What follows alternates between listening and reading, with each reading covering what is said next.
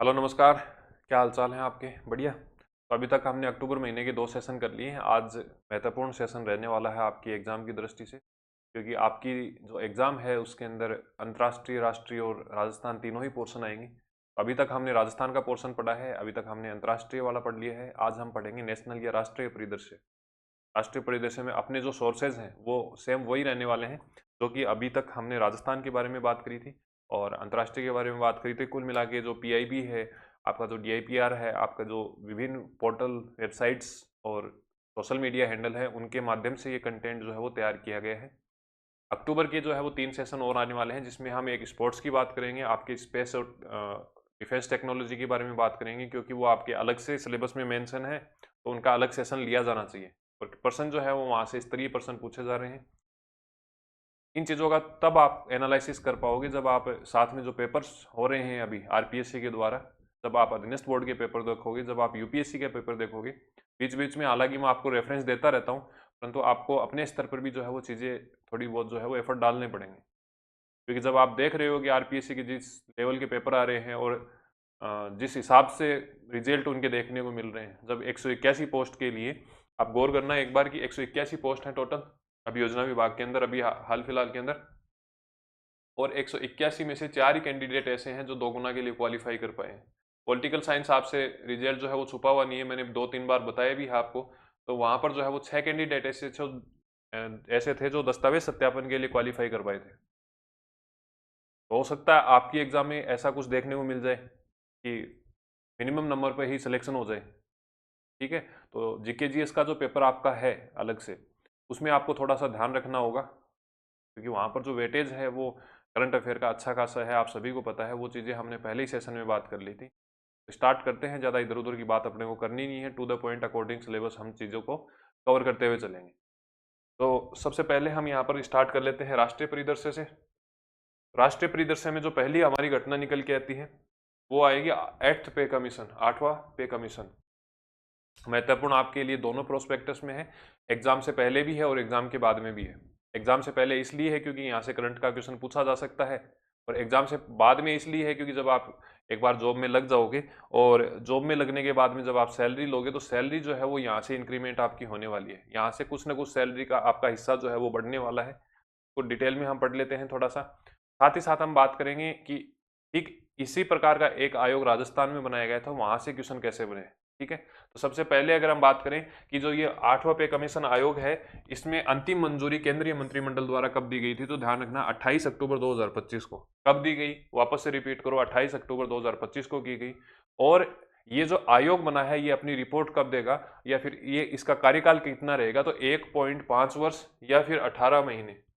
Important है, लगा लेना। 18 महीने जो है वो ये काम करेगा और अपनी रिपोर्ट जो है वो किसे दे देगा, सरकार को दे देगा। अब ये मैं इंपॉर्टेंट 18 महीने क्यों बता रहा हूँ, अभी हाल फिलहाल के अंदर देखो, मैं तो बार बार ये कह रहा हूँ कि पेपर देखते रहो, फिर भी जितना मेरे से हो सकेगा मैं आपको यहाँ पर चीजें बताता रहूंगा। तो आरपीएससी की एग्जाम हुई थी एक, पीएसआई की एग्जाम डेट और बता दूं आपको साथ में, ये आईएन का पेपर है ना, आरपीएससी आईएन का पेपर है। और इसमें जो एग्जाम हुई है, इसमें क्वेश्चन क्या पूछा गया है, इसमें क्वेश्चन यह पूछा गया कि जो आर्टिकल 243 आई और वाई, पॉलिटिकल साइंस जब आप पढ़ रहे हो तो आपको पता होना चाहिए कि राज्य वित्त आयोग है।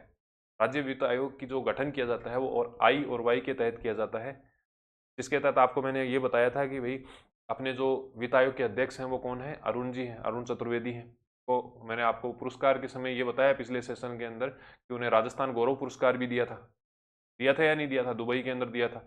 तो उन्हीं के बारे में ये क्वेश्चन पूछा है, पूरा घुमा घूमोगे। लास्ट में क्या पूछा है कि राजस्थान में वित्त आयोग का जो गठन किया गया है, इसकी कालावधि अधिसूचना की तारीख से कितने समय तक रहेगी, तो इसकी कालावधि कितनी रहेगी, 1.5 वर्ष तक रहेगी। मतलब जो रिपोर्ट के लिए काम किया जाएगा वो काम जो है वो कितने वर्ष के लिए किया जाएगा, 1.5 वर्ष के लिए किया जाएगा। ठीक इसी प्रकार का प्रश्न आपको यहाँ से भी पूछा जा सकता है।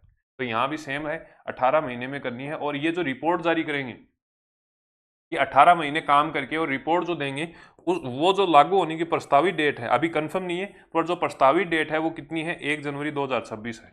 अब आपको यूं लग रहा होगा सर 18 महीने काम करेंगी फिर 1 जनवरी से कैसे लागू हो जाएगी, तो आपको ध्यान रखना है बैक डेट में ये जो है वो चीज़ें लागू होंगी। ये मैंने क्वेश्चन भी बताया है आपको साथ में कि इस प्रकार का पैटर्न आरपीएससी अभी आयोजित करवा रही है।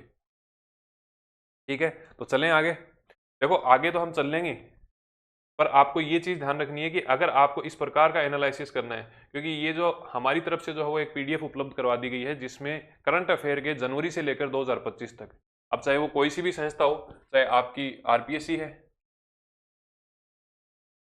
चाहे तो आपकी यूपीएससी है, चाहे आरपीएससी है, और चाहे अधीनस्थ बोर्ड है, तीनों ही कंडीशन में जितने भी करंट अफेयर के क्वेश्चन आए हैं विभिन्न एग्जाम में, चाहे वो आरएस परी का एग्जाम हुआ था, फर्स्ट ग्रेड हुआ था, सेकंड ग्रेड हुआ है, पीआरओ का एग्जाम हुआ, सब इंस्पेक्टर टेलीकॉम का अभी एग्जाम हुआ है, आईएन का एग्जाम हुआ है, ये सारे के सारे क्वेश्चन हो गए।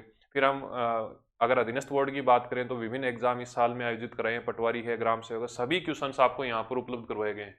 ठीक है, पीडीएफ कहाँ से मिलेगी आपको, तो हमारा current affair one stop solution है, जिसकी वैधता कितनी रहेगी, जिसकी वैधता जो है वो 31 दिसंबर 2026 तक रहने वाली है, और पिछले 12 महीने आपके कवर हो जाएंगे और आगे वाले कवर हो जाएंगे। कुल मिलाकर 25 महीने का current affair, notes, PDF, printable PDF जिसका आप जो है वो प्रिंट आउट ले सकते हैं, बजट, आर्थिक समीक्षा, सारी की सारी क्वेश्चंस, और प्रत्येक महीने टेस्ट, ये सारे के सारी चीजें आपको वन स्टॉप जो अपना करंट अफेयर है वहां नॉमिनल प्राइस के अंदर आपको उपलब्ध करवाई गई है। ठीक है, तो अपनी एप्लीकेशन का लिंक आपको मिल जाएगा, एकेडू स्पोर्ट जिस नाम से ये चैनल है उसी नाम से आप गूगल प्ले स्टोर में सर्च कर सकते हैं, पहला कमेंट है वहां पर भी आपको लिंक मिल जाएगा और डिस्क्रिप्शन में भी मिल जाएगा।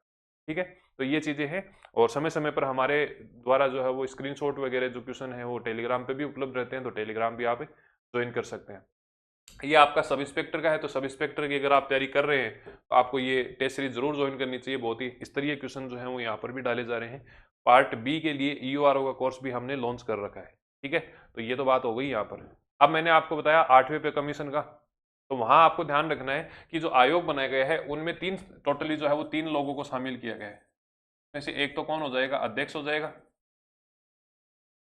एक जो है वो आपका सदस्य हो जाएगा, सदस्य भी कौन सा, अंशकालिक सदस्य, और एक हो जाएगा सचिव। 3 लोगों की जो है यहाँ पर नियुक्ति की गई है इस आदेश के साथ में, इस अधिसूचना के साथ में।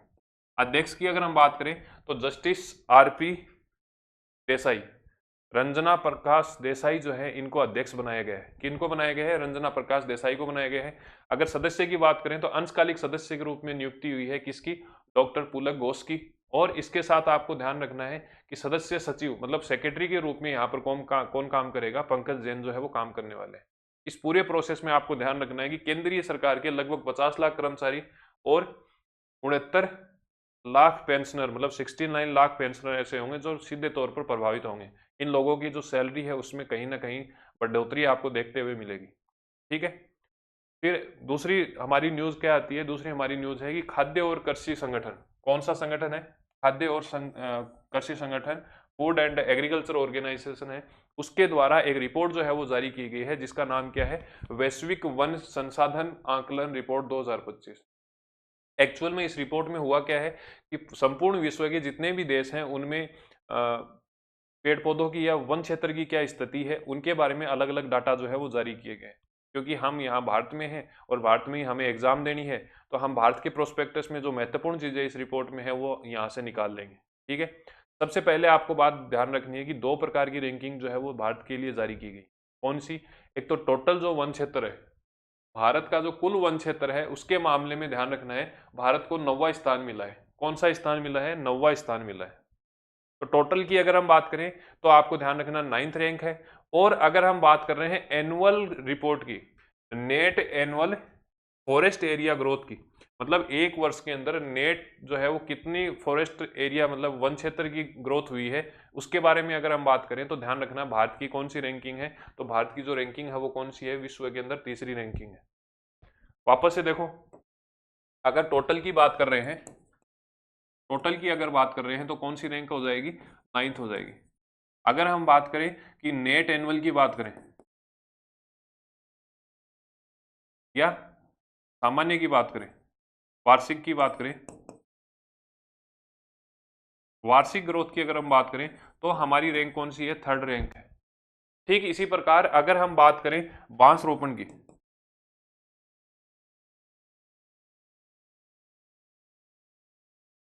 बांस के लिए बात करें तो हमारा जो स्थान है वो प्रथम है। मतलब विश्व में जितने भी बांस उगाए जा रहे हैं उनमें से 70% बांस केवल इंडिया में वृक्षारोपण किए जा रहे हैं। ठीक है, इसी प्रकार आपको एक और जो है वो ध्यान रखनी है, रबड़ के जो पौधे हैं उनके वृक्षारोपण में जो है वो भारत का कौन सा स्थान है? 5वां स्थान है। ये 4 रैंकिंग ऐसी है जो इस रिपोर्ट में पूछी जा सकती है। तो ये चारों रैंकिंग आपको ध्यान रखनी है। बांस वृक्षारोपण में लगभग 70% हिस्सेदारी के साथ में प्रथम स्थान है। फिर हम बात करते हैं कि भैया नेट एनुअल वार्षिक जो अपना नेट ग्रोथ है उसमें हमारा जो है वो तीसरा स्थान है। फिर हम बात करते हैं रबड़ के अंदर हमारा 5वां स्थान है, और टोटल अगर हम बात करें तो उसमें हमारा कौन सा है? 9वां स्थान है। याद हो गई? अब कुछ डाटा है उनकी बात करते हैं कि 2015 से लेकर और 2025 तक, कौन से? 2015 से लेकर 2025 तक कुल मिलाकर 1.91 लाख हेक्टेयर की वृद्धि हुई है। कितनी वृद्धि हुई है? 2015 से लेकर 25 तक 1.91 लाख की वृद्धि हुई है। ठीक है, फिर हम बात करते हैं 2021 से लेकर 25 तक भारत ने कितनी कार्बन डाइऑक्साइड की मात्रा जो है उसको हटा दिया है। मतलब पर्यावरण से कार्बन डाइऑक्साइड CO2 की जो मात्रा है उसमें 150 मिलियन टन की कमी करी है। ठीक है, आ रही है समझ में चीजें? तो 2015 से लेकर 25 तक हमने क्या किया है? 1.91 लाख हेक्टेयर की वृद्धि करी है वृक्षारोपण के अंदर। फिर हम बात करते हैं कि 2021 से लेकर 25 तक हमने 150 मिलियन जो कार्बन डाइऑक्साइड है उसको हटाने का काम किया है। ठीक है, बांस वृक्षारोपण में मैंने आपको बता ही दिया कि भैया 70% हिस्सेदारी है, और 70% हिस्सेदारी होने के कारण क्या है कि प्रथम स्थान अपना यहाँ पर रहने वाला है। फिर हम बात करते हैं रबड़ वृक्षारोपण में। तो रबड़ वृक्षारोपण में ध्यान रखना है भारत का कौन सा स्थान है? 5वां स्थान है। ठीक है, तो ये चीजें हैं, ये आप देखो तो देख लेना। बाकी लकड़ियां जो है वो उसकी भी खपत भयंकर हो रही है, तो उसमें आपको ध्यान रखना है दूसरा स्थान रहने वाला है। यहाँ तक चीजें समझ में आ रही हैं? 8वां पे कमीशन आपके समझ में आया? FAO द्वारा जो रिपोर्ट जारी गई वो आपको मैंने रैंकिंग अलग अलग बता दी कि प्रथम रैंकिंग कहाँ पर है, तीसरी कौन सी है, 9th कौन सी है, 5th कौन सी है, 2nd कौन सी है। तो ये रैंकिंग आपको ध्यान में रखनी है। अब तीसरी जो घटना आती है वो है अपना जो सूचना एवं प्रौद्योगिकी का मध्यवर्ती दिशा निर्देश और डिजिटल मीडिया आचार संहिता नियम 2021। सबसे पहले आपको ध्यान ये रखना है कि ये नियम एक्चुअल में है क्या, किससे संबंधित है। देखो आजकल क्या हो रहा है, OTT का जमाना है, ऑनलाइन जमाना है, सारी फिल्में हैं, वेब सीरीज हैं, यूट्यूब पर वीडियोज हैं, वो सारे के सारे ऑनलाइन माध्यम से हम देख रहे हैं। डाटा जो है वो कंजप्शन किया जा रहा है। हो सकता है आप मैच्योर हो सकता है आप मेजर हो, मतलब वयस्क हो, पर ये जो डाटा है वो माइनर जो लोग हैं, मतलब 18 वर्ष से छोटे जो बच्चे हैं, 12 साल 13 साल का जो व्यक्ति है या बच्चा जो है वो भी देखता है। तो एक्चुअल में होता क्या है कि कई बार तो ये स्थिति होती है कि सांप्रदायिक माहौल को बिगड़ जाता है इनसे। कई बार ऐसी स्थिति होती है कि बच्चों में अश्लीलता आ जाती है, अश्लील कंटेंट जो है वो लगातार परोसा जा रहा है। तो केंद्र सरकार ने कोरोना के बाद में वर्ष 2021 के अंदर, कब? वर्ष 2021 में, और 25 फरवरी को, 25 फरवरी 2021 को सरकार को ये लगा कि कुछ नियम ऐसे बनाए जाने चाहिए ताकि इन जो नेटफ्लिक्स है, अमेजोन है, ऐसे जो प्लेटफॉर्म है इन्हें हम रेगुलेट कर सकें, इनका जो हम विनियमन कर सकें, इनके लिए नियम बना सकें। उसके लिए जो ये नियम बनाया गया था जिसका नाम क्या है? सूचना प्रौद्योगिकी मध्यवर्ती दिशा निर्देश और डिजिटल मीडिया आचार संहिता।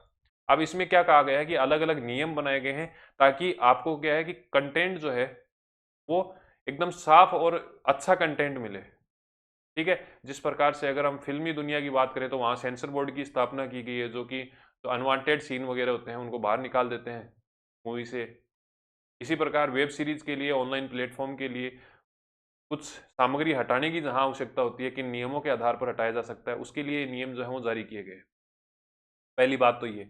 अब हुआ क्या है कि सरकार को ये लगता तो था कि चलो आवश्यकता है तो हम नियम बना देते हैं, पर क्योंकि हमारे लिए नया था तो सरकार के लिए भी नया था। समय के साथ साथ इस नियम में संशोधन की आवश्यकता हुई। उनको लगा नहीं यार ये तो चीज़ और भी गलत हो रही है, तो इसको हट कर लेते हैं, इसको कर लेते हैं। तो इस प्रकार से जो है वो इसमें लगातार संशोधन किए जा रहे हैं। ये ध्यान रखना 2021 का नियम है, परंतु इसमें 2022 में भी संशोधन हुए थे और 2023 में भी संशोधन हुए हैं। अब जो है इसमें आपको ध्यान रखना है, इसका एक नियम है 31D, इसमें वापस से संशोधन हुआ है, और ये संशोधन जो है वो आपको ध्यान रखना है 15 नवंबर 2025 से लागू होंगे। 15 नवंबर 2025 से जो है वो ये क्या हो जाएंगे? लागू हो जाएंगे। ठीक है, इसमें क्या क्या प्रावधान किए गए हैं तो आपको ध्यान रखना है। इसमें जो प्रावधान किए गए हैं उसमें पहले अगर कोई सामग्री हटानी होती थी, अब ये प्लेटफॉर्म जो है ये आपको पता है कि भाई नेटफ्लिक्स है, ठीक है। अब ये नेटफ्लिक्स है तो इसकी एप्लीकेशन से अगर कुछ हटाना है तो नेटफ्लिक्स को क्या कहा जाता था कि हम आपकी ये सामग्री हटा रहे हैं, ये पूरा कारण है, पूरा का पूरा ब्यौरा बना के दिया जाता था ऐसे, है ना। अब ये क्या कहा गया है कि भैया आपको पूरी डिटेल नहीं देनी है, आप केवल और केवल क्या करोगे, अपना जो कारण है उस कारण को डिफाइन कर दो। क्या कारण को डिफाइन करोगे कि भैया ये कारण हम इस प्रकार से है कि कोई कानून का उल्लंघन किया जा रहा है, हो सकता है देश की जो भावना है उसके साथ खिलवाड़ किया जा रहा हो, सांप्रदायिक दंगे उससे फैलने की आशंका हो, सांप्रदायिक माहौल जो समाज का है वो खराब होने की आशंका हो, तो ऐसा कोई सीन है, ऐसी कोई सामग्री है, ऐसा कोई लेखन सामग्री भी है तो उसे क्या किया जा सकता है, हटवाया जा सकता है। ठीक है, तो इसमें क्या कहा गया है कि सहकारण सूचना आपको देनी होगी, पहले की तरह पूरा डिटेल व्यापक नोटिफिकेशन नहीं देना होगा, बड़ा नोटिफिकेशन आपको नहीं देना होगा। और जो सहकारण आपको सूचना देनी है उसमें कारण जो है वो कानूनी अगर कोई आधार है तो वो बताना है, अगर वैधानिक कोई दृष्टिकोण उसमें है तो वो बताना है। इसके साथ साथ में जो सामग्री हटाई गई है उसका यूआरएल देना है, यूनिफॉर्म रिसोर्स लोकेटर जो है, जो कि एक डिजिटल एड्रेस होता है किसी भी संस्था का, किसी भी कंटेंट का, वो आपको यहाँ पर साथ में देना है। ये दो ही चीजें ध्यान रखनी है। डेट अगर आप ध्यान रख सको तो देख देना। ये मैंने आपको बताया कि लागू इसे 25 फरवरी 2021 को किया गया था और 2022 में और 23 में इसका क्या किया गया है, संशोधन किया गया है। तीसरा हमारा इवेंट आता है प्रति बूंद फसल नीति, अधिक फसल करना है तो ध्यान रखना पर drop more crop, short form अगर बात करें तो पीडीएमसी, पर ड्रॉप मोर क्रॉप। 2015 में सरकार ने ये कहा कि भैया सिंचाई का जो संसाधन आप उपयोग कर रहे हो, जैसे पहले क्या होता था, अब हाल फिलहाल में अगर हम बात करें तो पंजाब में क्या होता है, पंजाब में नहरी क्षेत्र से सिंचाई होती है तो वहां पर क्या होता है, नहर का जो पानी है उसको ऐसे ही छोड़ दिया जाता है डायरेक्ट जमीन पर, ठीक है, तो वो सिंचाई हो जाती है क्योंकि वहां पर पानी की अधिकता है। अब अपने राजस्थान में तो ऐसी स्थिति है कि भाई पानी जो है वो हमेशा से मूल्यवान समझा गया है, समझा जाता भी रहा है। ऐसी कंडीशन में क्या होगा कि सरकार ने ये कहा कि एक बूंद भी अगर पानी की जा रही है उसे हम जितना ज्यादा हो सके उपयोग में लेंगे या उपयोगी साबित करेंगे। इसके लिए सरकार ने 2015-16 के अंदर 2015-16 के अंदर इस योजना को लागू किया। सरकार ने जो है पहले फव्वारा पद्धति से सिंचाई के लिए उत्साहित किया कि भैया फव्वारे लेके आओ, है ना, ऐसे डायरेक्ट जो है वो पानी मत डालो। फिर उसके बाद में क्या कहा कि बूंद बूंद सिंचाई,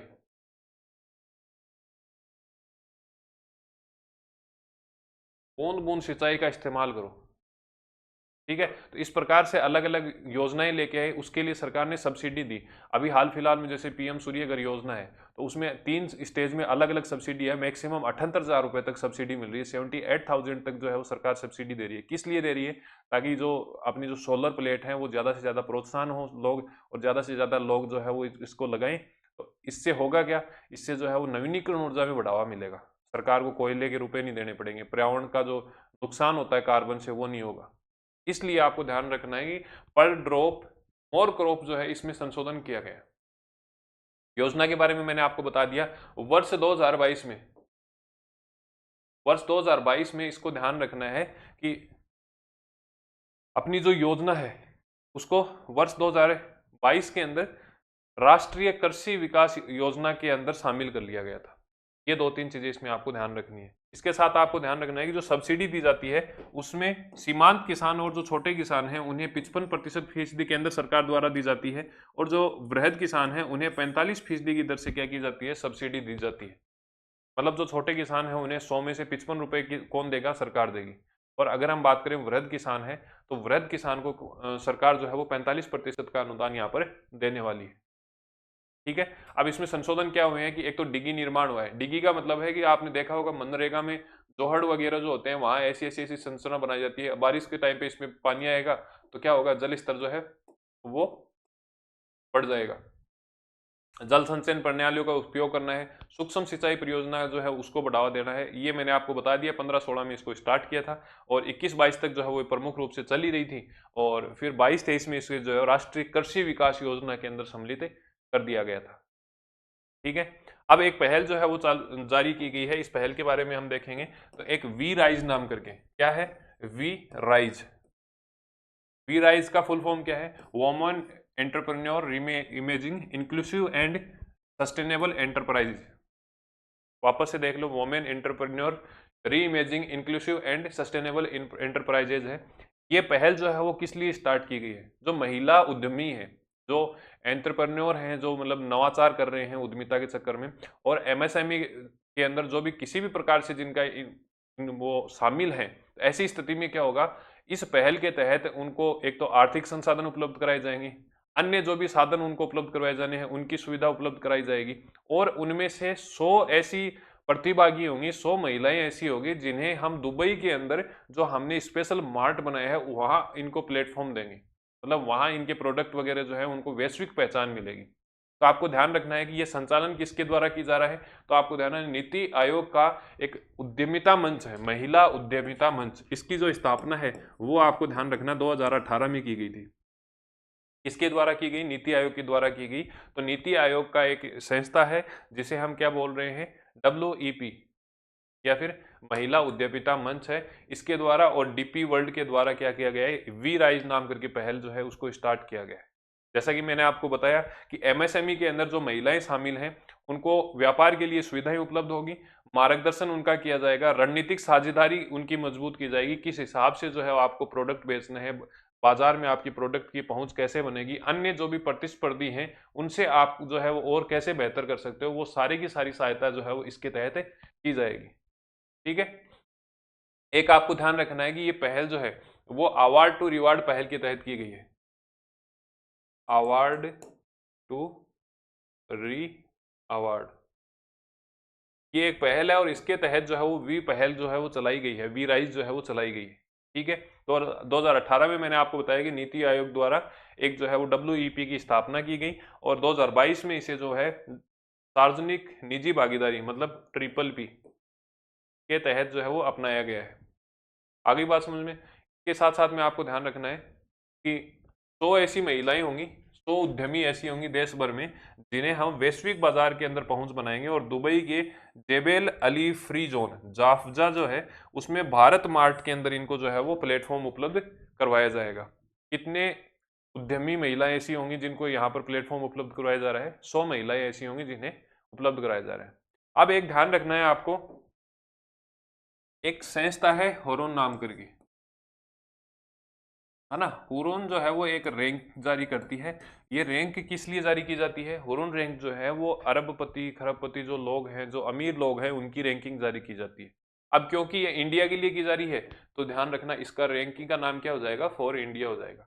इसमें जो है वो सामान्य जो कैटेगरी है, जो सामान्य जो रैंकिंग है, सामान्य रैंकिंग के अंदर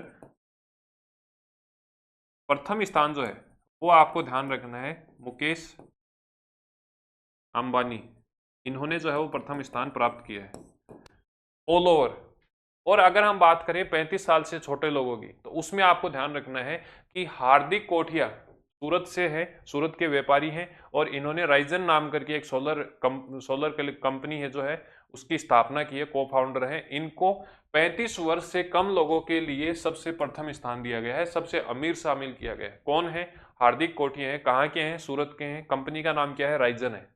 किसके लिए काम करते हैं? सोलर सेक्टर के अंदर इन्होंने काम करना स्टार्ट किया है। अगर इस 35 वाली रैंकिंग की बात करें तो सबसे ज्यादा जो लोग इसमें शामिल है, मतलब 35 साल से या 35 साल या 35 साल से छोटे ऐसे उद्योगपति जो कि सबसे अमीर हैं भारत के अंदर, उस लिस्ट में लगभग 54 कैंडिडेट ऐसे हैं जो केवल और केवल बेंगलोर से हैं। क्योंकि बेंगलोर को जो है आपको पता है स्टार्टअप सिटी कहा जाता है, स्टार्टअप कैपिटल कहा जाता है भारत की। सबसे ज्यादा अगर नवाचार वहां पर किसी जगह हो रहे हैं तो वो बेंगलोर में हो रहे हैं। तो क्योंकि नवाचार हो रहे हैं तो वहां से अगर 100 एंटरप्रेन्योर जो है अपना अपना नया बिजनेस स्टार्ट करेंगे तो उसमें 50% 54% जो है वो लोग सही भी निकलेंगे, कुछ फेल होंगे तो कुछ सही भी होंगे। तो आपको ध्यान रखना है अकेले बेंगलोर से इस लिस्ट में कितने लोग शामिल हैं? 54 शामिल है। ठीक है। ये मैंने आपको बता दिया कि ऑल ओवर जो है वो कौन है, तो ऑल ओवर जो है वो मुकेश अंबानी है।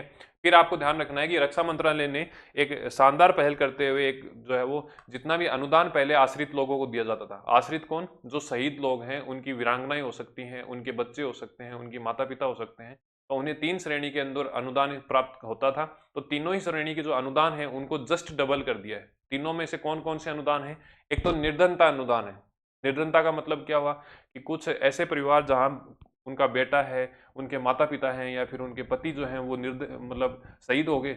अब शहीद की स्थिति में उनको क्या किया जाता है, निर्धनता अनुदान दिया जाता था, जिसकी पहले अमाउंट कितनी थी, 4,000 रुपये थी। पहले अमाउंट कितनी है, 4,000 रुपये है। अब उसे जस्ट डबल कर दिया है। इसका मतलब क्या हो गया कि इसे बढ़ाकर कितना कर दिया है, 8,000 रुपये कर दिया है। एक तो ये बात। दूसरी बात है शिक्षा की। तो शैक्षणिक अगर अनुदान है तो उसको आपको ध्यान रखना है कक्षा 1 से 12 तक, फिर स्नातक, और स्नातक के बाद में जब आप मास्टर डिग्री करते हो, स्नातकोत्तर करते हो, पीजी जब करते हो, तो ऐसी स्थिति में आपको ध्यान रखना है प्रत्येक महीने 1,000 रुपये जब पहले मिल रहे थे उसे बढ़ाकर प्रति व्यक्ति जो है वो प्रति माह 2,000 रुपये कर दिए। तीसरा अनुदान कौन सा है, तीसरा अनुदान है विवाह के लिए। तो इसमें दो स्थिति हो सकती है। अगर कोई सैनिक है, कोई अधिकारी है जो कम उम्र के अंदर ही शहीद हो गया, तो उसके पीछे अगर कोई वीरांगना है और कम उम्र की वीरांगना है ना, जैसे मान लो 22-23 साल में ही शहीद हो जाते हैं कई लोग, उनकी शादी भी हो गई मान लो, और उसकी जो वीरांगना है या जो आश्रित वीरांगना है वो अगर पुनर्विवाह करना चाहती है या परिवार वाले अगर पुनर्विवाह करने चाहते हैं, तो ऐसी कंडीशन में पहले अनुदान कितना मिलता था, 50,000 रुपये का। अब उसे बढ़ाकर कितना कर दिया है, 1,00,000 रुपये प्रति लाभार्थी कर दिया है। एक कंडीशन तो ये हो सकती है। दूसरी कंडीशन ये हो सकती है कि हो सकता है किसी सैनिक या अधिकारी की उम्र 49 साल, 50 साल हो, 45 साल हो, तो ऐसी कंडीशन में पुनर्विवाह तो होगा नहीं। और अब बच्चे जो बड़े हो गए हैं उनकी शादी का जो है वो थोड़ा सा ये रहता है कि इनकी शादी कर दें, तो आपको ध्यान रखना है अगर उनके पुत्रियां हैं, और कितनी पुत्रियां हो सकती हैं, 2 पुत्रियां अगर हैं, कितनी पुत्रियां हैं, 2 अगर बेटियां हैं, तो उन 2 बेटियों के लिए प्रति डोटरी या प्रति पुत्री जो है उनके विवाह के लिए 50,000 जो अनुदान राशि थी उसे बढ़ाकर अब कितना कर दिया गया है, तो ध्यान रखना 1,00,000 रुपये कर दिया है। तो तीनों अनुदान ध्यान रखना है, 4,000 से 8,000 की है, 1,000 से 2,000 की है, और शादी के लिए 50,000 था उसे बढ़ाकर कितना कर दिया है, 2,000 रुपये कर दिया है। ठीक है। फिर आपको ये ध्यान रखना है कि हमारी जो राष्ट्रपति महोदया है श्रीमती द्रौपदी मुर्मू, इन्होंने जो है एक रिकॉर्ड बना लिया है। रिकॉर्ड क्या बनाया है, सबसे पहले तो आपको ध्यान रखना है कि अंबाला से इन्होंने अक्टूबर महीने के अंदर राफेल में उड़ान भरी है। किसमें भरी है, राफेल जो आपका फाइटर जेट है उसमें उड़ान भरी है। एक बात तो ये ध्यान रखना है। अब इससे पहले इन्होंने 2023 के अंदर क्या किया था, 2023 के अंदर जो सुखोई 30 फाइटर जेट है उसके अंदर भी उड़ान भरी थी। तो एक रिकॉर्ड तो ये बन गया कि ये पहली राष्ट्रपति है, महिला नहीं वैसे ही पहली राष्ट्रपति है जिन्होंने एक नया कीर्तिमान बनाया है। और वो कीर्तिमान क्या है कि 2 फाइटर जेट की अपने कार्यकाल के अंदर इन्होंने यात्रा की है, जिसमें से पहला अपना सुखोई 30 था जो अप्रैल 2023 के अंदर था, और अब जो है लेटेस्ट जो बनाया गया है वो राफेल का है। कहाँ से हुआ है, अंबाला से हुआ है। इस विमान को उड़ा कौन रहे थे, तो आपको ध्यान रखना है ग्रुप कैप्टन है अमित गेहानी। ग्रुप कैप्टन अमित गेहानी जो है वो क्या कर रहे थे, इस उड़ान के अंदर एज ए कैप्टन जो है वो पार्टिसिपेट कर रहे थे। आ गई बात समझ में। ये आपको मैंने बताया कि सुखोई 30 जो है उसको उड़ान भरी थी इन्होंने, और अप्रैल महीने के अंदर इन्होंने क्या किया है, उड़ानें भरी है। ठीक है। लगभग 30 मिनट की ये उड़ान रही थी, और उसने जो 200 किलोमीटर की दूरी तय की है, स्पीड जो है वो मैक्सिमम 700 किलोमीटर प्रति घंटा की रही थी। आगे बात समझ में। इसके साथ साथ ध्यान रखना है सबरीमाला का इन्होंने दर्शन किया था अक्टूबर महीने में। एक पंबा नदी है, तो ये स्टैटिक जीके से आपको पूछा जा सकता है, करंट में इसकी संभावनाएं कम है। तो पंबा नदी जो है वो उन्होंने विजिट किया है। उन 3 बेसिकली जो है वो इसमें परंपरा होती है, जब आप सबरीमाला टेम्पल में जब जाओगे ना, अयप्पा मंदिर है यहाँ पर, तो वहाँ पर जब आप जाओगे तो आपको एक तो एक पंबा नदी है यहाँ पर, उस पंबा नदी में आपको पैर धोने होंगे। फिर जो है दूसरी जो परिपाटी है जो उसके तहत आपको क्या करना है कि आपको एक टोकरी या फिर एक जो है वो पोटली जो है वो सर पे रख के लेके जानी है व्हाइट कलर की। जब अगर आपने न्यूज़पेपर पढ़ा हो ये न्यूज़, तो उसमें जो है वो राष्ट्रपति जी को दिखाया गया था कि एक व्हाइट सा जो है कपड़ा है और वो सिर पे है, और मतलब बढ़िया फोटो आई थी इसकी। ठीक है। तीसरी क्या है कि यहाँ 18 सीढ़ियाँ हैं, वो 18 सीढ़ियाँ आपको जो है वो चढ़कर और गर्भगृह तक जाना होता है, ये कंपलसरी है। इसमें ऐसा नहीं है कि आप वैष्णो देवी की तरह हेलीकॉप्टर से आ गए फिर डायरेक्ट उतर के दर्शन कर गए। आपको सीढ़ियाँ जो है वो चढ़नी पड़ती हैं।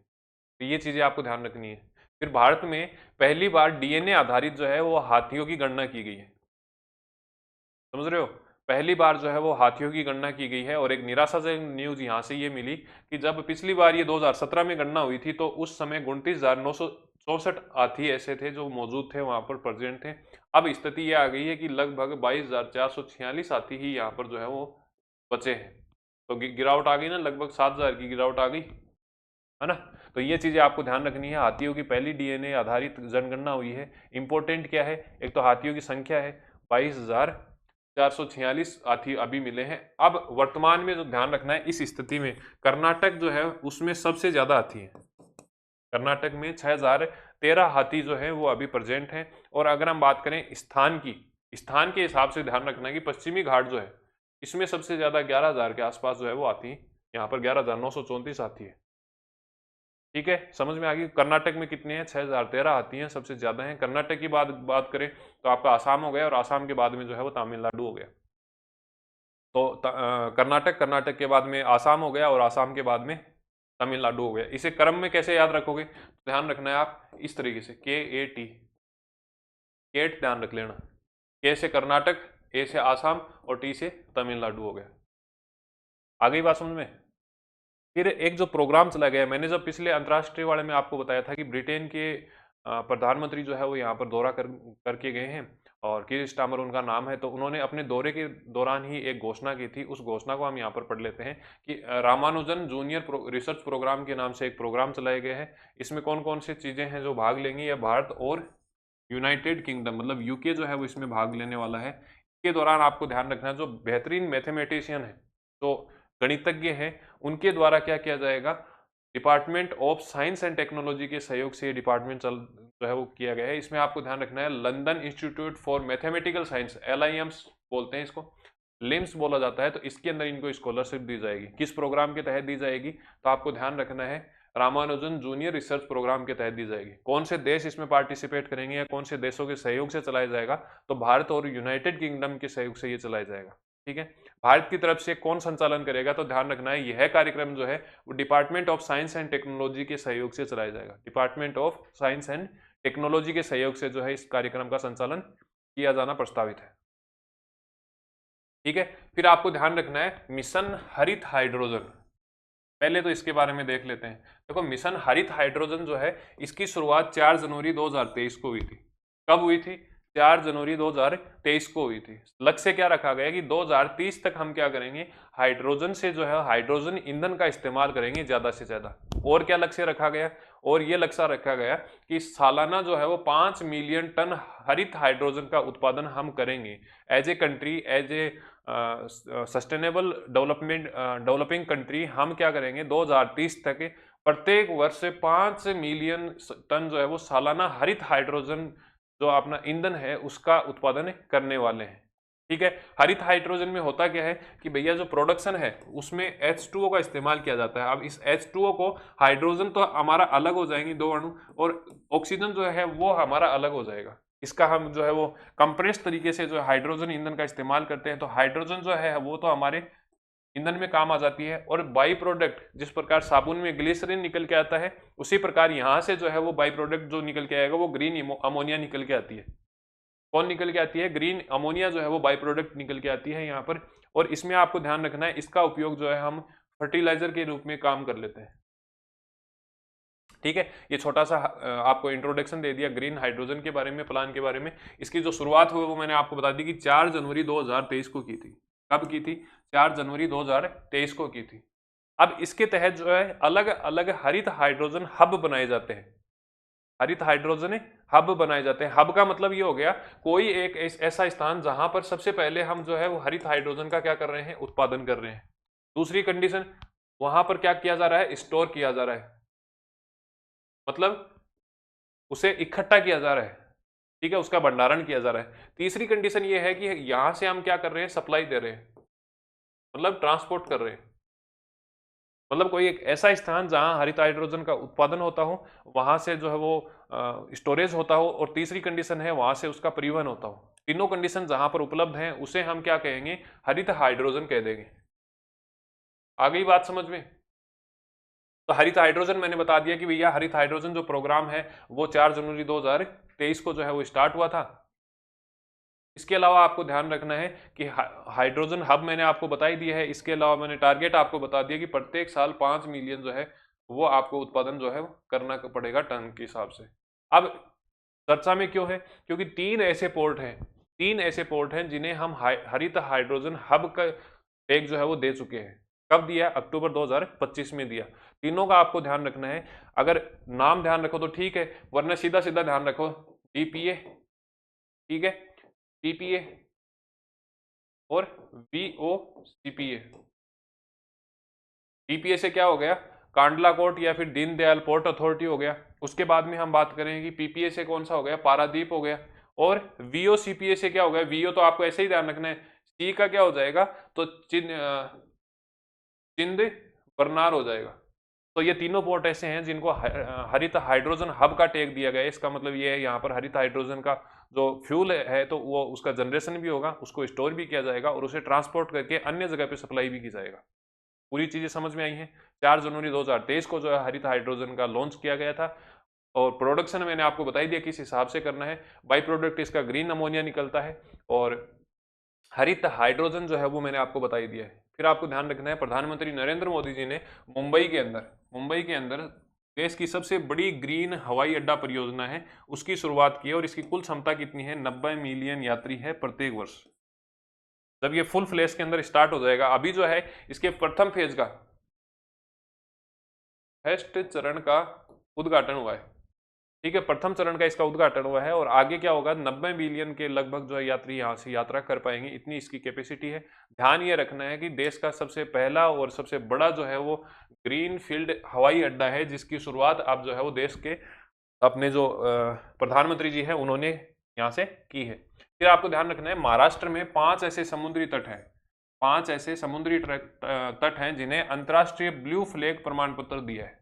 अब जैसा हमने हरित हाइड्रोजन के बारे में पढ़ा उसी प्रकार से हम जो है वो ब्लू फ्लैग के बारे में पढ़ेंगे। देखो ब्लू फ्लैग होता क्या है, ब्लू फ्लैग की जो शुरुआत है वो 1985 में फ्रांस से की गई थी। कहाँ से की गई, 1985 के अंदर फ्रांस देश से की गई। अलग अलग प्रकार के 33 ऐसे मापदंड होते हैं जिनका अगर पालन किया जाता है तो ऐसी स्थिति में क्या होता है, उन तटों को हम ब्लू फ्लैग का जो उपाधि है या टैग है जो दिया जाता है। 33 तो हम यहाँ पर याद रख नहीं सकते, पर बेसिकली कौन कौन से हो सकते हैं, जैसे पर्यावरण की शिक्षा देनी है, पर्यावरण के प्रति जागरूक करना है, जल गुणवत्ता और समुद्री सुरक्षा के बारे में यहाँ पर जो कार्य हो रहे हो, इसके अलावा सुरक्षा और सेवाओं से संबंधित लाइफ गार्ड है, प्राथमिक चिकित्सा है, ये उपलब्ध हो, पर्यावरण प्रबंधन, अपशिष्ट प्रबंधन और प्लास्टिक नियंत्रण यहाँ पर होता हो। ये 4 हैं ऐसे 33 मापदंड जो है वो अलग अलग इस प्रोग्राम के तहत चलाए जाते हैं। तो ध्यान रखना, ब्लू फ्लैग की शुरुआत 1985 में हुई थी और फ्रांस के अंदर हुई थी और इसमें 5 तट ऐसे हैं जो शामिल किए गए और पांचों के पांचों कहाँ पर हैं, तो पांचों के पांचों जो है वो महाराष्ट्र के अंदर है।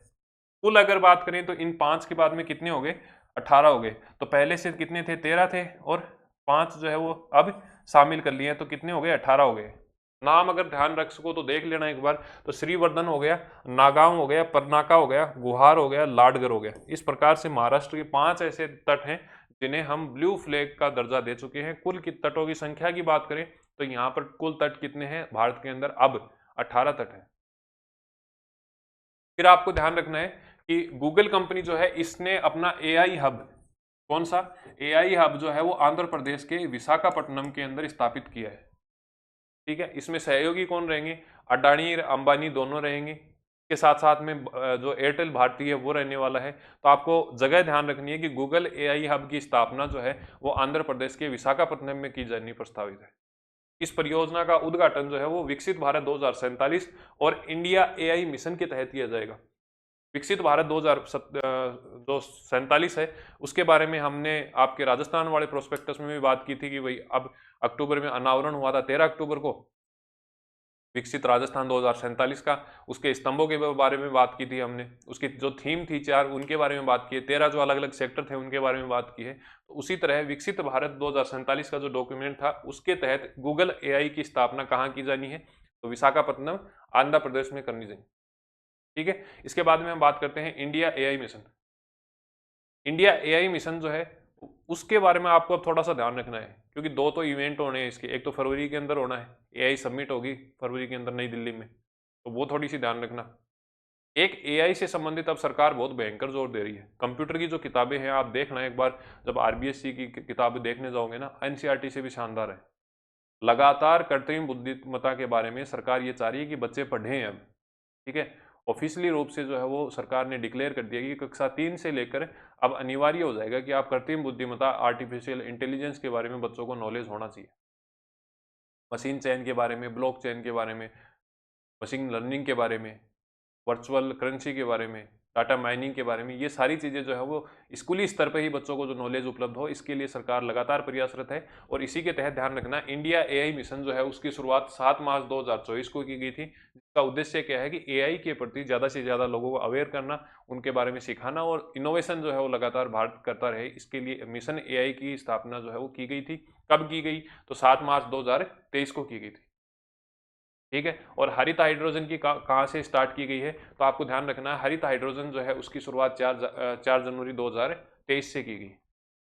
ठीक है, तो ये चीजें आपको यहाँ पर ध्यान रखनी है। फिर एक अपना जो चूना पत्थर है, उस चूना पत्थर को सरकार ने ऑफिशियली जो है अब क्या कहा है कि भैया ये जो है वो मेजर मिनरल है। पहले होता क्या था? पहले इसे माइनर में भी शामिल करते थे। ठीक है, और मतलब गौण जो आपका खनिज था उसमें भी करते थे और मुख्य खनिज में भी करते थे। मेजर और मिनरल दोनों के अंदर शामिल होता था ये, मेजर और माइनर के अंदर। अब सरकार ने ये कहा है कि इसे माइनर से हटा दिया है हमने और मेजर में आ गया है। तो आपके अगर खनिजों वाला टॉपिक लगता है सिलेबस में, तो उसमें आप देख लेना कि खनिज जो है वो उसके अंदर मुख्य खनिज के रूप में इसे शामिल किया गया है। पहले होता क्या था कि इसे माइनर में शामिल कर दिया जाता था, कभी मेजर में शामिल कर दिया जाता था। अब चूना जो है वो एक प्रकार से अवसादी चट्टान है, जो कि मुख्य रूप से कैल्शियम कार्बोनेट मतलब CaCO3 जो है उसके लिए, उससे जो है वो इसका निर्माण होता है। नेक्स्ट आपको ध्यान रखना है डिजिटल रुपया। सेंट्रल बैंक डिजिटल करेंसी है, इसको रुपया जो है वो मान्यता दे दी है। इसका मतलब क्या हुआ कि अब जो है आप अगर आपके फ़ोन में ऑनलाइन अगर पेमेंट नहीं भी है, मतलब अगर आप नेट नहीं भी चलाते हो फ़ोन में, कीपैड का फ़ोन भी है, तो ध्यान रखना कि इसके माध्यम से आप पेमेंट कर पाओगे। ये ठीक उसी प्रकार से काम करता है जैसे आपकी यूपीआई काम करती है, परंतु यूपीआई में क्या होता है कि अकाउंट टू अकाउंट खाता ट्रांसफर होता है। यहाँ आपके पास में एक वॉलेट होगा, उस वॉलेट से आप जिस प्रकार फिजिकल करेंसी आपके बटुए में रहती है और आप वहाँ से नोट निकाल के दुकानदार को दे देते हो, उसी प्रकार से आपको ध्यान रखना है RFC टेक्नोलॉजी के साथ में ये जो है यहाँ पर ट्रांजेक्शन होंगे। ये एक वॉलेट होगा और उस वॉलेट से क्या होगा, जिस प्रकार अगर आपने देखा हो तो अगर आप होटल में गए हो तो वहाँ पर क्या होता है कि आजकल चाबी नहीं देते, वहाँ पर एक कार्ड देते हैं, वो टेपिंग होता है और फिर पेमेंट हो जाता है। पोस्ट मशीन जो होती है, पॉइंट ऑफ सेल मशीन, देखो एक वो ओडेक्सी मशीन हुआ है, अगर दुकान में जाओगे जरा तो भी पर दे जाएंगे, कार्ड टैप करेगा तो सारा पेमेंट हो जाएगा। उसी प्रकार से आपको ध्यान रखना है, ये पेमेंट के लिए जो है वो केंद्र ये अपना जो रिजर्व बैंक है RBI है, उसने क्या किया है कि ये डिजिटल रुपया जो है वो जारी कर दिया है। इसमें आपको ध्यान रखना है कि ये ठीक इसी प्रकार से काम करेगी जिस प्रकार से आपका भौतिक केस करता है, नगद केस करता है। ठीक है, और इसमें आपको एक चीज़ और ध्यान रखनी है कि इसमें तो RBI है वो अपनी गारंटी देता है। जिस प्रकार से आप फिजिकल करेंसी में नीचे देखते हो लिखा हुआ कि मैं धारक को इतने रुपए अदा करने का जो है वचन देता हूँ, इस प्रकार से नीचे साइन किसके होते हैं? RBI के गवर्नर के होते हैं। 1 रुपए का जो सिक्का होता है उस पर जो है वो हमारे वित्त मंत्रालय के सचिव के होते हैं। तो ये चीज़ें पता है आपको। तो इसी प्रकार जो है वो अब स्वर्णिम गारंटी या संप्रभु गारंटी जो है वो RBI की तरफ से इस पे लागू रहेगी। यूपीआई में और इसमें अंतर क्या है? तो आपको ध्यान रखना है कि यूपीआई तो जो है वो खातों से एक अकाउंट से दूसरे अकाउंट में ट्रांसफर होते हैं, ऑनलाइन पेमेंट यूपीआई के माध्यम से। यहाँ क्या होगा, NFC नियर फील्ड कम्युनिकेशन के माध्यम से या फिर QR कोड के माध्यम से जो है वो पेमेंट किया जाएगा। अगर सीमा की बात करें कि पेमेंट कितना किया जा सकता है, तो मैक्सिमम जो है इसमें 1 लाख रुपए रखे जा सकते हैं। एक दिन में आप अधिकतम जो है वो 50,000 रुपये का लेन देन किया जा सकता है। 50,000 रुपये तक आप ट्रांजेक्शन कर सकते हैं या फिर 20 ट्रांजेक्शन कर सकते हैं। मतलब या तो आप एक ही ट्रांजेक्शन में 50,000 रुपये तक दे दो चाहे, है ना, या फिर अब मान लो आपने 10-10 रुपए के 20 ट्रांजेक्शन कर दिए, तो 10 × 20 कितने हो गए? 200 रुपये। तो आपकी जो प्रतिदिन की लिमिट है वो खत्म हो गई। तो नंबर ऑफ ट्रांजेक्शन 20 किए जा सकते हैं, अमाउंट जो है वो 50,000 का किया जा सकता है और कैपेसिटी मैक्सिमम कितनी है? 1 लाख रुपए की है। ठीक है, इसके अलावा आपको ध्यान रखना है कि केंद्रीय रेल एवं संचार मंत्री अपने जो यहाँ पर अश्विनी जी वैष्णव हैं, जोधपुर से हैं, तो इन्होंने क्या किया, सोनिक उत्तर प्रदेश में देश का पहला एकीकृत लॉजिस्टिक केंद्र मतलब इंटीग्रेटेड लॉजिस्टिक सेंटर जो है उसकी स्थापना की है, इनोग्रेशन किया है। ठीक है, तो ये ध्यान रखना है कि देश का पहला इंटीग्रेटेड लॉजिस्टिक सेंटर कहाँ पर है? तो सोनिक उत्तर प्रदेश के अंदर है। फिर आपको ध्यान रखना है कि BSF ने अपने 50 साल के इतिहास में पहली बार ऐसा हुआ कि किसी महिला को फ्लाइट इंजीनियर के रूप में नियुक्त किया है, क्योंकि BSF का जो काम है वो बॉर्डर पे ज़्यादा रहता है सिक्योरिटी के अंदर। सबसे पहली जो फ्रंट लाइन होती है वो बॉर्डर सिक्योरिटी फोर्स या BSF ही होती है अपनी। परंतु वहाँ 50 साल का इतिहास ऐसा रहा है कि पहली बार अपने उत्तर प्रदेश के गौतम नगर की है, गौतम बुद्ध नगर की है भावना चौधरी, इन्हें क्या किया है, फ्लाइट इंजीनियर के रूप में यहाँ पर नियुक्त किया है। लखनऊ सिटी जो है वो भारत का, कौन से भारत का, उत्तर भारत का जो है वो पहला ऑल वोमेन संचालित रेलवे स्टेशन बना है। मतलब अगर आप लखनऊ जाओगे तो आपको केवल और केवल महिला ही वहीं नजर आएंगी। महिला ही जो है वो यहाँ पर टिकट काट रही है, महिला टीटी है, महिला जो है वो आपको स्टेशन मास्टर नजर आएगी, महिला एएलपी नजर आएंगी। तो चारों तरफ जो है वो महिला ही महिला स्टाफ रहेगा। उत्तर भारत का ये पहला है। और वैसे अगर हम बात करें ऑल ओवर भारत की, तो वहां आपको ध्यान रखना है मुंबई का जो मटुंगा रेलवे स्टेशन है वो जो है वो प्रथम महिला संचालित रेलवे स्टेशन है। ऑल ओवर की बात करें तो माटुंगा हो गया, और अगर नॉर्थ की बात करें, नॉर्थ इंडिया की बात करें, तो उसमें जो है वो लखनऊ हो गया। ठीक है, फिर हम बात करते हैं चक्रवाती तूफान है मोन्था, बहुत खतरनाक भैया, तबाही मचाई है इसने। आपने देखा होगा कि 2-3 दिन जो है वो न्यूज़ पूरी चर्चा में रही है।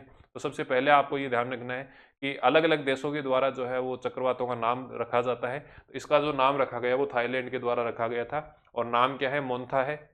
अब जब तूफानों की बात होती है तो कई बार ये पूछा जाता है कि भारत में इसका टकराव कहाँ हुआ, मतलब सबसे पहले भारत से जब ये भारत में आए तो एंट्री कहाँ पर हुई। तो आपको ध्यान रखना है आंध्र प्रदेश के विशाखापट्टनम के अंदर, आंध्र प्रदेश के विशाखापट्टनम में मछलीपट्टनम और कलिंगपट्टनम नाम करके जगह है, वहां पर ध्यान रखना काकीनाडा तट के ऊपर ये जो है वो सबसे पहले टकराया है। एंट्री जो है वो उसने वहां से ली, और फिर आंध्र प्रदेश वाला ये जो साउथ वाला एरिया है इसमें भयंकर तबाही मचाई है इसने।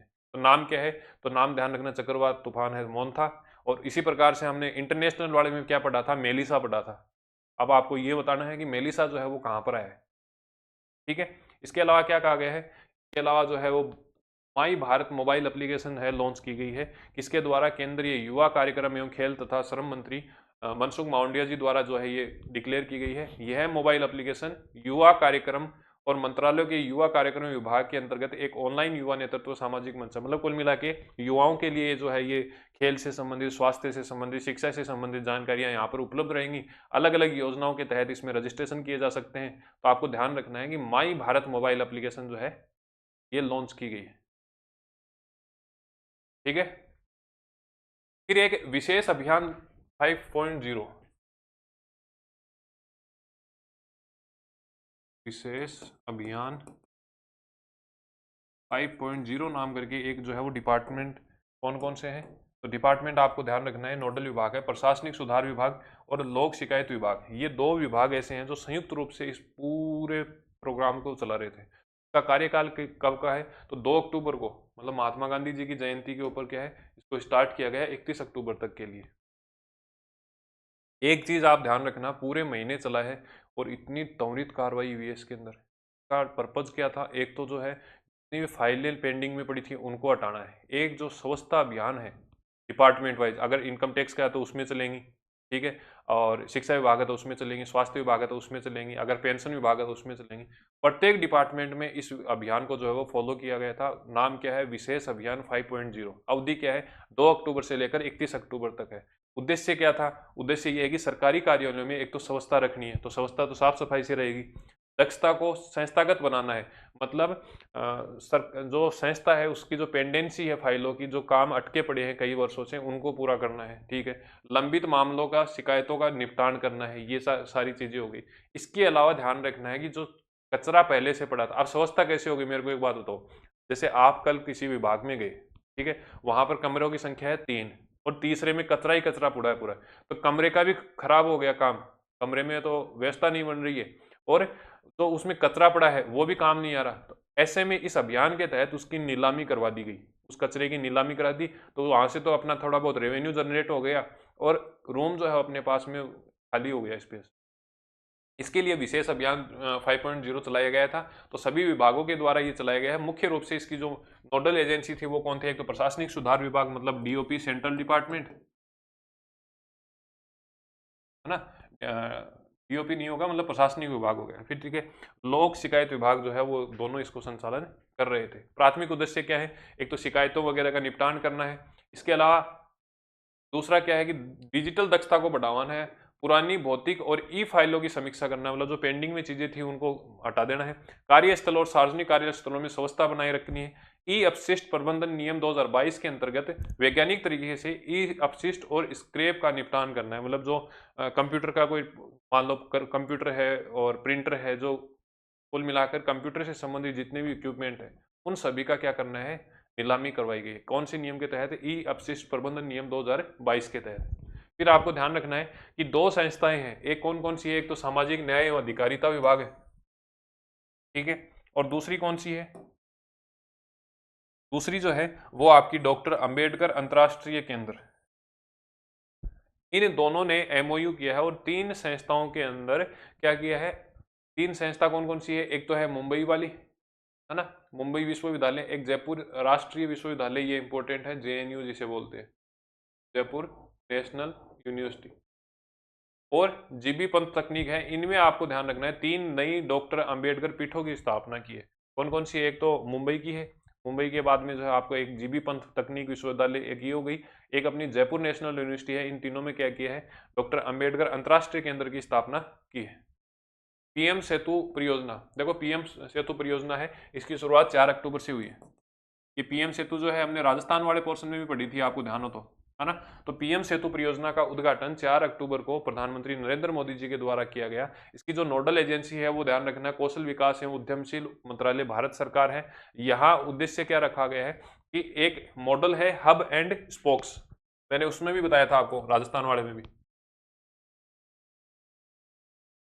एक ऐसे एक सेंटर में कोई भी संस्था है उसे डेवलप किया जाएगा, ठीक है, और यहाँ से जो है अलग अलग संस्थाएं जो है वो डेवलप की जाएगी। मतलब यहाँ आप ये संभाग वाली जो स्थिति है उस प्रकार की स्थिति है, तो इसे जो सेंटर में है इसे नाम दिया जाएगा हब, और इस हब के नीचे अलग अलग छोटी छोटी संस्थाएं जो है उनको डेवलप किया जाएगा, इन्हें हम बोल देंगे स्पोक्स। इसकी जो शुरुआत है वो 4 अक्टूबर से हुई है, हब मॉडल पे हुई है। यहाँ जो है हब और स्पोक्स मॉडल पे हुई है। यहाँ ध्यान रखना है कि हब की जो संख्या है वो कितनी है? 200, मतलब कुल मिलाकर आपको 200 हब जो है वो विकसित करने हैं, आईटीआई कॉलेज जो है वो विकसित करनी है। और स्पोक्स की संख्या की अगर हम बात करें तो 800 स्पोक्स जो है वो यहाँ पर डेवलप किए जाएंगे। जैसे एक संभाग होता है और उस संभाग के नीचे 4, 5, 6 अलग अलग जिले होते हैं, ठीक उसी प्रकार से यहाँ एक बड़ी संस्था होगी, उसे डेवलप किया जाएगा। 200 ऐसी संस्थाएं होंगी जिन्हें हब के रूप में डेवलप किया जाएगा, और इन 200 संस्थाओं के नीचे अलग अलग संस्थाएं होंगी, तो ऑन एवरेज एक संस्था के हब के नीचे 4 स्पोक्स ऐसे रहने वाले हैं जिन्हें आईटीआई कॉलेज होगी, जिन्हें डेवलप किया जाएगा, और अधिक जो है वो स्किल डेवलप होगी, और अधिक जो है स्मार्ट तरीके से भारत के विकास में उनका सहयोग होगा, ठीक है। अब राजस्थान की अगर हम यहाँ पर बात करें, राजस्थान में बात करें तो राजस्थान में ध्यान रखना प्रथम चरण में, प्रथम चरण में अब जो है, अब कौन सा रहेगा? भरतपुर आईटीआई रहेगी। भरतपुर आईटीआई कॉलेज को हब के रूप में विकसित किया जाएगा। और इसके साथ साथ में ध्यान रखना है आपको,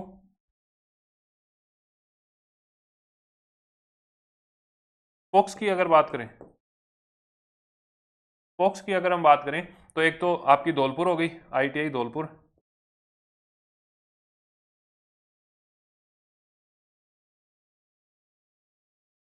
बयाना, करौली, और एक कामा। ये ऐसी संस्थाएं जिन्हें स्पोक्स के रूप में राजस्थान के अंदर प्रथम चरण में शामिल किया गया है, और हब के रूप में जो है भरतपुर को शामिल किया गया है, ठीक है। और कुल बजट की बात करें तो इसमें जो है वो 60,000 करोड़ रुपए का बजट जो है वो प्रस्तावित है। इसमें 5 ऐसी राष्ट्रीय कौशल प्रशिक्षण संस्थान है जिन्हें जो है वो डेवलप करने के लिए विचार किया गया है, शामिल किया गया है, जिसमें उड़ीसा के अंदर तो भुवनेश्वर हो गया, और अपना जो है उत्तर प्रदेश के अंदर लखनऊ हो गया, और इधर अगर हम बात करें तमिलनाडु की तो चेन्नई हो गया, हैदराबाद जो है वो तेलंगाना के अंदर हो गया, और एक जो है वो पंजाब के अंदर लुधियाना हो गया। ये संस्थाएं ऐसी हैं जिन्हें राष्ट्रीय स्तर पर डेवलप किया जाएगा, ठीक है। तो ये चीजें आपको ध्यान रखनी है। इसी प्रकार एक तो ये जो सेतु परियोजना है, एक तो परियोजना के बारे में हमने बात की कि 200 हब होंगे, 800 जो है वो स्पोक्स होंगे, वो सारी चीजें हमने बात की है। एक इसी प्रकार से ध्यान रखना है कि प्रतिभा सेतु जो है पोर्टल जो है वो सब चलाए गए। इसकी आवश्यकता क्यों हुई? देखो मैंने आपको उस समय राजस्थान वाले में बताया था कि अक्सर होता है क्या है, यूपीएससी में 3 चरण होते हैं, एक तो प्री हो गया, फिर मेंस हो गया, फिर इंटरव्यू हो गया। बहुत से बच्चे ऐसे हैं जो इस पूरी साइकिल में फंसे हुए हैं, मतलब प्री हो जाता है, मेंस नहीं होता है, मेंस होता है, इंटरव्यू नहीं होता, इंटरव्यू जब हो जाता है तो ऑल ओवर जो है वो सर्विस अलॉटमेंट नहीं होती। ऐसी कंडीशन में सरकार ने कहा कि यार ये बच्चे जो है ये तो सरकारी नौकरी के लिए मतलब इतने खतरनाक तरीके से पीछे पड़ गए हैं, समझ भी नहीं रहे।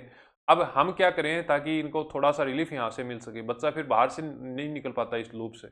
ऐसी कंडीशन में सरकार ने कहा कि हम प्रतिभा सेतु नाम करके एक पोर्टल बनाएंगे, जहाँ से जो कंपनियां होंगी, जो अच्छी कंपनियां हैं जैसे गेल है, भेल है, गूगल है, आपकी जो मेटा है जो फेसबुक की पेरेंट कंपनी है, तो वो सारी की सारी कंपनियां जब उनको रिक्वायरमेंट होगी तो इस पोर्टल से, क्योंकि यहाँ पर करीम बच्चे तो हैं, अब कोई मान लो एक नंबर से अगर कोई एग्जाम में रह रहा है, कोई 1.5 नंबर से रह रहा है, कोई पॉइंट्स कुछ से रह रहा है, तो वो आदमी ऐसा तो नहीं है उसमें कैलिबर नहीं था, किस्मत काम नहीं कर रही थी उसकी, ठीक है। ऐसी कंडीशन में क्या होगा, इस पोर्टल पे वो लोग अप्लाई कर सकते हैं, अपने डॉक्यूमेंट अपलोड कर सकते हैं, यूपीएससी के जो कैंडिडेट हैं, और फिर वहां से फिर कंपनी क्या करेंगे, डायरेक्ट हायरिंग कर लेंगे। तो इनको दोनों को मिक्स नहीं करना है। प्रतिभा सेतु तो है यूपीएससी से संबंधित, और सेतु जो अपनी ये जो परियोजना है ये आपकी जो है आईटीआई कॉलेज से संबंधित है, ठीक है। फिर एक सहकारी स्तर पर भारत टैक्सी नाम करके जो है वो कोऑपरेटिव एक तरीके से जो है वो कैब सर्विस स्टार्ट की गई है। तो ये आप ध्यान रखना ना, जिसे दिसंबर 2025 में लॉन्च किया जाएगा। हालांकि इसके बारे में हम वापस से भी पढ़ेंगे, पर आपको ध्यान रखना है कि उसका नाम क्या है। तो सहकारी संचालित नागरिक प्रथम राष्ट्रीय राइड हेलिंग पहल है, जिसे दिसंबर 2025 में स्टार्ट किया जाएगा, जिसका नाम क्या रखा गया है, भारत टैक्सी रखा गया है। मतलब सहकारिता के क्षेत्र में मतलब कुछ हिस्सा तो सरकार इसमें इन्वेस्ट करेगी और कुछ हिस्सा जो है वो निजी भागीदारी से यहाँ पर निर्धारित किया जाएगा। फिर मैंने आपको जब जो अंतर्राष्ट्रीय घटना चक्र मैंने पढ़ाया था आपको, उस समय मैंने बताया था एक तो अपना विजन 2035 वाला। तो विजन 2035 जो है वो किससे संबंधित था, मैंने आपको बता दिया कि एक तो जो है आपका नीति आयोग से संबंधित था स्वास्थ्य संबंधी सेवाओं के लिए, और एक जो है वो इंडिया और ब्रिटेन के जो व्यापार संबंधी घटनाक्रम है उसमें भी हमने विजन की बात की थी। उसी समय मैंने आपको आधार विजन 2032 बताया था। तो यूआईडीएआई ये आधार कार्ड की जो सर्विस है उसमें अब क्या किया जाएगा, आर्टिफिशियल इंटेलिजेंस का इस्तेमाल किया जाएगा, ब्लॉकचेन का इस्तेमाल किया जाएगा, कंप्यूटर जो क्वांटम कंप्यूटिंग है उसका इस्तेमाल किया जाएगा, और एडवांस एनक्रिप्शन के माध्यम से अब क्या किया जाएगा, डिजिटल पहचान को और मजबूत बनाया जाएगा। मतलब एक चीज सोचो, आधार कार्ड में थारी फोटो है, सही थे, कोई कैमरा का सामग्री निकल रहे हो, आर्टिफिशियल इंटेलिजेंस की अगर सर्च करने की आवश्यकता ही नहीं डाटाबेस में, अपने आप जो है वो एआई के माध्यम से आपकी डिटेल आ जाएंगी। जैसे आप उस कैमरे के सामने से निकल रहे हो, अब कोई आदमी है जो एटीएम तोड़ के भाग रहे हो, कोई भी कैमरा जब उसको कैप्चर कर लेगा और वो फोटो जब हम सिस्टम में अपलोड करेंगे तो तुरंत फोटो जो है वो एआई के माध्यम से मैच हो जाएगी, और ये बता देगा ये तो फलान जी है, इसके तो ये घर हैं, ये माता पिता हैं, पहले से ये केस चल रहे हैं, ये आपराधिक प्रवृत्ति का है या नहीं है, मजबूरी में काम किया है, या कोई ऐसे झूठ तो नहीं फंस रहा है। ये सारी घटनाक्रम किससे होंगे, अब एआई के माध्यम से होंगे। ध्यान ये रखना है कि एआई के जो यूआईडीआई मतलब आधार कार्ड वाला जो पूरा सिस्टम है उसके अध्यक्ष कौन बने हैं, तो ये करंट का क्वेश्चन है, नीलकंठ मिश्रा बने अभी हाल फिलहाल में, महीने 2 महीने पहले, ठीक है। तो अध्यक्ष कौन है यूआईडीआई के, तो अध्यक्ष जो है वो नीलकंठ मिश्रा हैं, और आधार विजन 2032 जो है वो चलाया गया है। फिर आपको ध्यान रखना है विकसित भारत बिल्डथॉन 2025। तो प्रत्येक स्कूल से, भारत की प्रत्येक स्कूल से 6 से 12 की जो कक्षा है वहां से एक टीम बनाई जाएगी, जिसमें 3 से 5 सदस्य होंगे, मतलब न्यूनतम 3 सदस्य होंगे, अधिकतम 5 सदस्य होंगे, और उनके द्वारा कौन कौन सी, आत्मनिर्भर भारत, लोकल फॉर वोकल, ठीक है, और स्वदेशी निर्माण आदि से संबंधित जो है वो प्रोटोटाइप बनाए जाएंगे। प्रोटोटाइप किससे संबंधित होंगे, विज्ञान का भी हो सकता है, ठीक है। आगे देश को विकसित करने के लिए अलग अलग जो 6 से 12 कक्षा के जो विद्यार्थी हैं उनकी मिनिमम 3 और अधिकतम 5 सदस्य की टीम बनाई जाएगी, जिसमें आत्मनिर्भर भारत, स्वदेशी भारत, वोकल फॉर लोकल के तहत प्रोटोटाइप बनाए जाएंगे, मतलब छोटे छोटे प्रोजेक्ट बनाए जाएंगे। आजकल आपने देखा होगा कि विंड एनर्जी से संबंधित, सोलर से संबंधित छोटे छोटे प्रोजेक्ट जो है बच्चों से बनाए जाते हैं, उससे क्या होगा कि उनकी समझ विकसित होगी, विज्ञान के प्रति उनकी क्या होगी, समझ विकसित होगी। ऐसे ही प्रोटोटाइप बनाए जाएंगे, जिसमें आपको ध्यान रखना है इसमें भाग लेने वाले विद्यार्थियों को जिला स्तर पर, राज्य स्तर पर और केंद्र स्तर पर सम्मानित किया जाएगा। अब बात करें इनके ब्रांड एम्बेसडर की, तो आपको ध्यान रखना है कि एम्बेसडर कौन है, कैप्टन शुभांशु शुक्ला जो है वो इसके एम्बेसडर रहने वाले हैं, ठीक है। तो शुभांशु शुक्ला को आप सभी जानते ही हैं, तो ये कौन है, इसके ब्रांड एम्बेसडर जो है वो रहने वाले हैं। इसमें आपको ध्यान रखना है राष्ट्रीय शिक्षा नीति या नेशनल एजुकेशन पॉलिसी 2020 के तहत इसके अंदर शिक्षा को प्रोत्साहन मिलेगा। आयोजन मैंने आपको बता दिया कि अभी तक का सबसे बड़ा ये स्कूली स्तर पर ध्यान रखना है कि वो है हैकाथॉन है, और जिसे शिक्षा मंत्रालय, एक तो शिक्षा मंत्रालय आपका संचालित करेगा, इसके साथ साथ में अटल नवाचार मिशन के तहत, नीति आयोग के तहत जो इसको संचालित किया जाएगा। बिल्थॉन में भाग लेने के लिए कौन कौन सी प्रक्रिया रहती है कि एक तो आत्मनिर्भर भारत पे होना चाहिए कोई मॉडल, एक जो है वो स्वदेशी मॉडल होना चाहिए कि स्वदेशी रूप से आपको नवाचार करना है, एक वोकल फॉर लोकल के तहत क्या करना है, ज़्यादा से ज़्यादा प्रोडक्ट की संख्या को बढ़ाना है। तो ये तीन जो है घटनाक्रम इसके आधार रहने वाले हैं। अब मैंने आपको बताया कि जिला स्तर पर प्रत्येक 1000 विजेता होंगे जिन्हें पुरस्कृत किया जाएगा, मतलब एक जिले में 1000 लोग ऐसे होंगे जिन्हें इसके आधार पर जो है वो पुरस्कृत किया जाएगा। अब जैसे जैसे अपन ऊपर बढ़ेंगे तो एक शून्य कम होता जाएगा। जैसे यहाँ पर हम क्या कर रहे थे, यहाँ पर जो है हम 1000 कर रहे थे, फिर एक शून्य हटा दिया, 100 कर दिए, और केंद्रीय स्तर पर जो है हम 10 विजेता टीमों को सम्मानित करने वाले हैं। तो जिला स्तर पर 1000, राज्य स्तर पर 100 और केंद्र स्तर पर 10 हो जाएंगे। ठीक है, फिर 6 से 12 तक मैंने आपको बता दिया कि 3 से 5 अभ्यर्थी होंगे जिनकी एक टीम होगी पूरी। पुरस्कारों की घोषणा जनवरी 2026 में की जाएगी और अधिकतम 1 करोड़ रुपए तक के जो पुरस्कार हैं यहाँ पर वितरित किए जाएंगे। ठीक है, उसके बाद में आपको ध्यान रखना है महाराष्ट्र के अहिल्यानगर में देश का पहला सहकारी multi feed compressed biogas plant जो है उसका उद्घाटन किया गया है। उद्घाटन किसने किया है, तो आपको ध्यान रखना है हमारे गृह मंत्री और सहकारिता मंत्री हैं अमित शाह जी, तो उन्होंने उद्घाटन किया। तो आपसे अगर पूछा जाता है कि देश का पहला सरकारी multi feed compressed biogas plant कहाँ पर स्थित है, तो आपको ध्यान रखना है महाराष्ट्र के अहिल्यानगर के अंदर स्थित है। ट्रांसजेंडर के लिए रोजगार उपलब्ध करवाए जाए, चिकित्सा उपलब्ध कराए जाए, इसके लिए एक समिति का गठन किया गया है और उस समिति के गठन में अध्यक्षता कौन है, तो सेवानिवृत्त न्यायमूर्ति हैं आशा मेनन।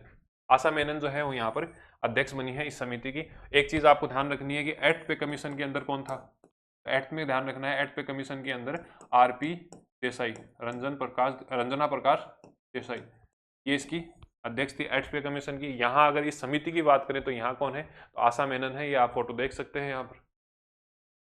फिर आपको आर्थिक रूप से जो चीजें हैं, इकोनॉमिकली जो चीजें हैं वो हम बात कर लेते हैं। पिछली बार हमने बात की थी CETA, अंतर्राष्ट्रीय स्तर पर हमने बात की थी CETA की बात। वो जो एग्रीमेंट था हमारा, वो एग्रीमेंट था हमारा यूके के साथ में, ब्रिटेन के साथ में। आज हम जिस एग्रीमेंट की बात करेंगे उसमें है TEPA।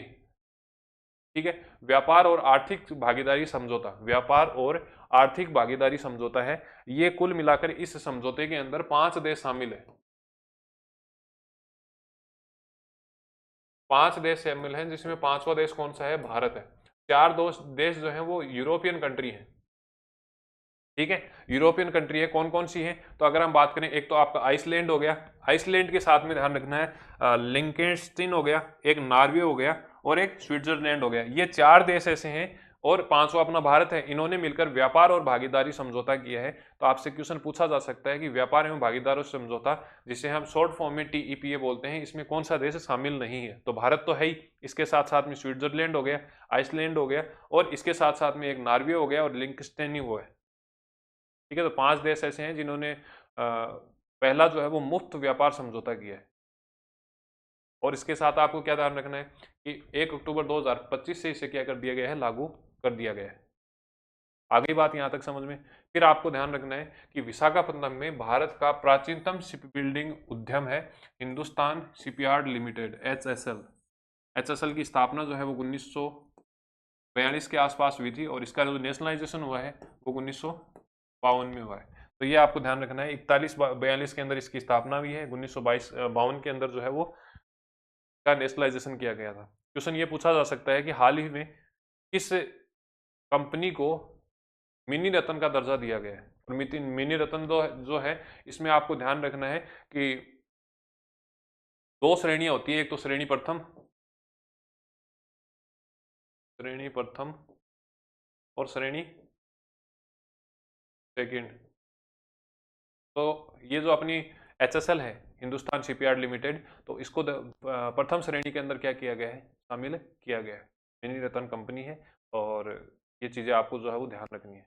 फिर आपको ध्यान रखना है कि गुवाहाटी के अंदर आठवां सत्र जो है वो जारी किया गया है, किसका जारी किया गया है, कोडेक्स समिति ऑन स्पाइसेज एंड क्यूलिनरी हर्बर्स, इनका जो है वो 8वां सत्र जारी किया गया है। और इसमें आपको ध्यान रखना है 3 ऐसे चीजें हैं जिन्हें टैग दिया गया है कोडेक्स का।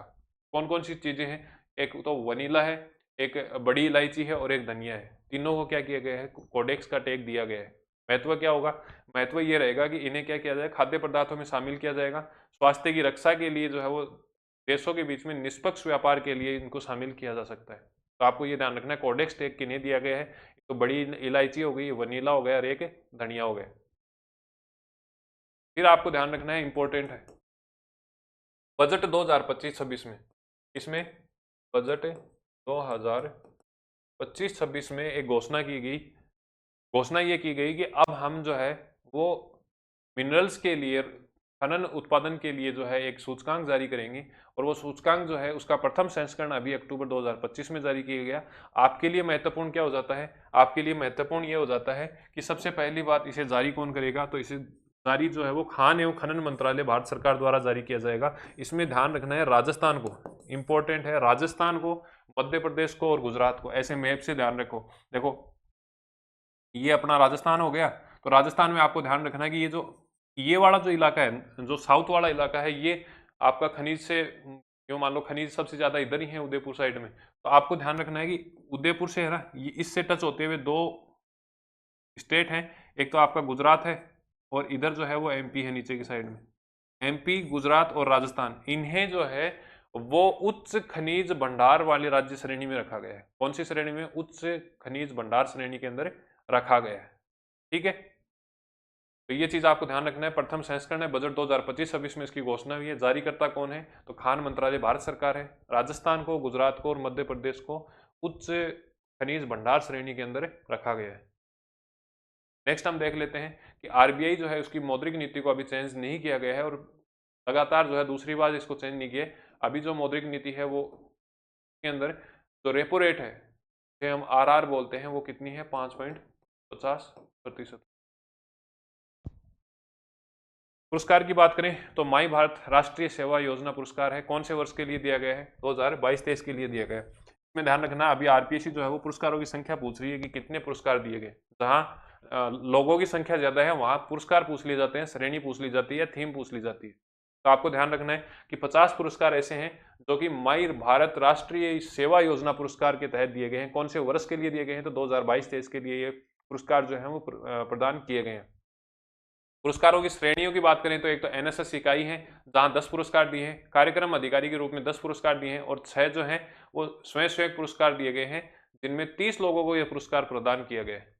तो 10, 10 और 30 के हिसाब से कितने हो गए, 50। आपको एक इंपॉर्टेंट बात ये ध्यान रखनी है, इसके तहत जो है वो आपके ललित तिवारी हैं जयपुर के।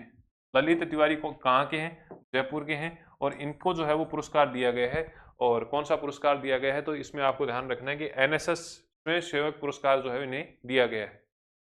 आगे बात समझ में, तो इसमें आपको 2-3 चीजें ध्यान रखनी है। एक तो वर्ष है, तो वर्ष 2022-23 हो गया। श्रेणी कौन सी है, एक तो यूनिट के रूप में है, एक अगर कोई अधिकारी है जिसने अच्छा परफॉर्मेंस किया तो वो हो गई, एक स्वयं सेवक या वॉलेंटियर के रूप में हो गई। तो आपको ध्यान रखना है ललित तिवारी जो है इनको स्वयं सेवक के रूप में पुरस्कार प्रदान किया गया है। और कहाँ से संबंधित है, जयपुर से।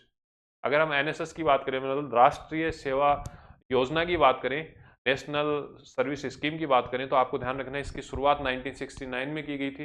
माई भारत एनएसएसएम पुरस्कारों की शुरुआत जो है वो 1993-94, मिशन की शुरुआत तो की गई 69 में, और पुरस्कार की शुरुआत जो है वो कब की गई, 1939 और 1994 में, मतलब 1993 और 94 में।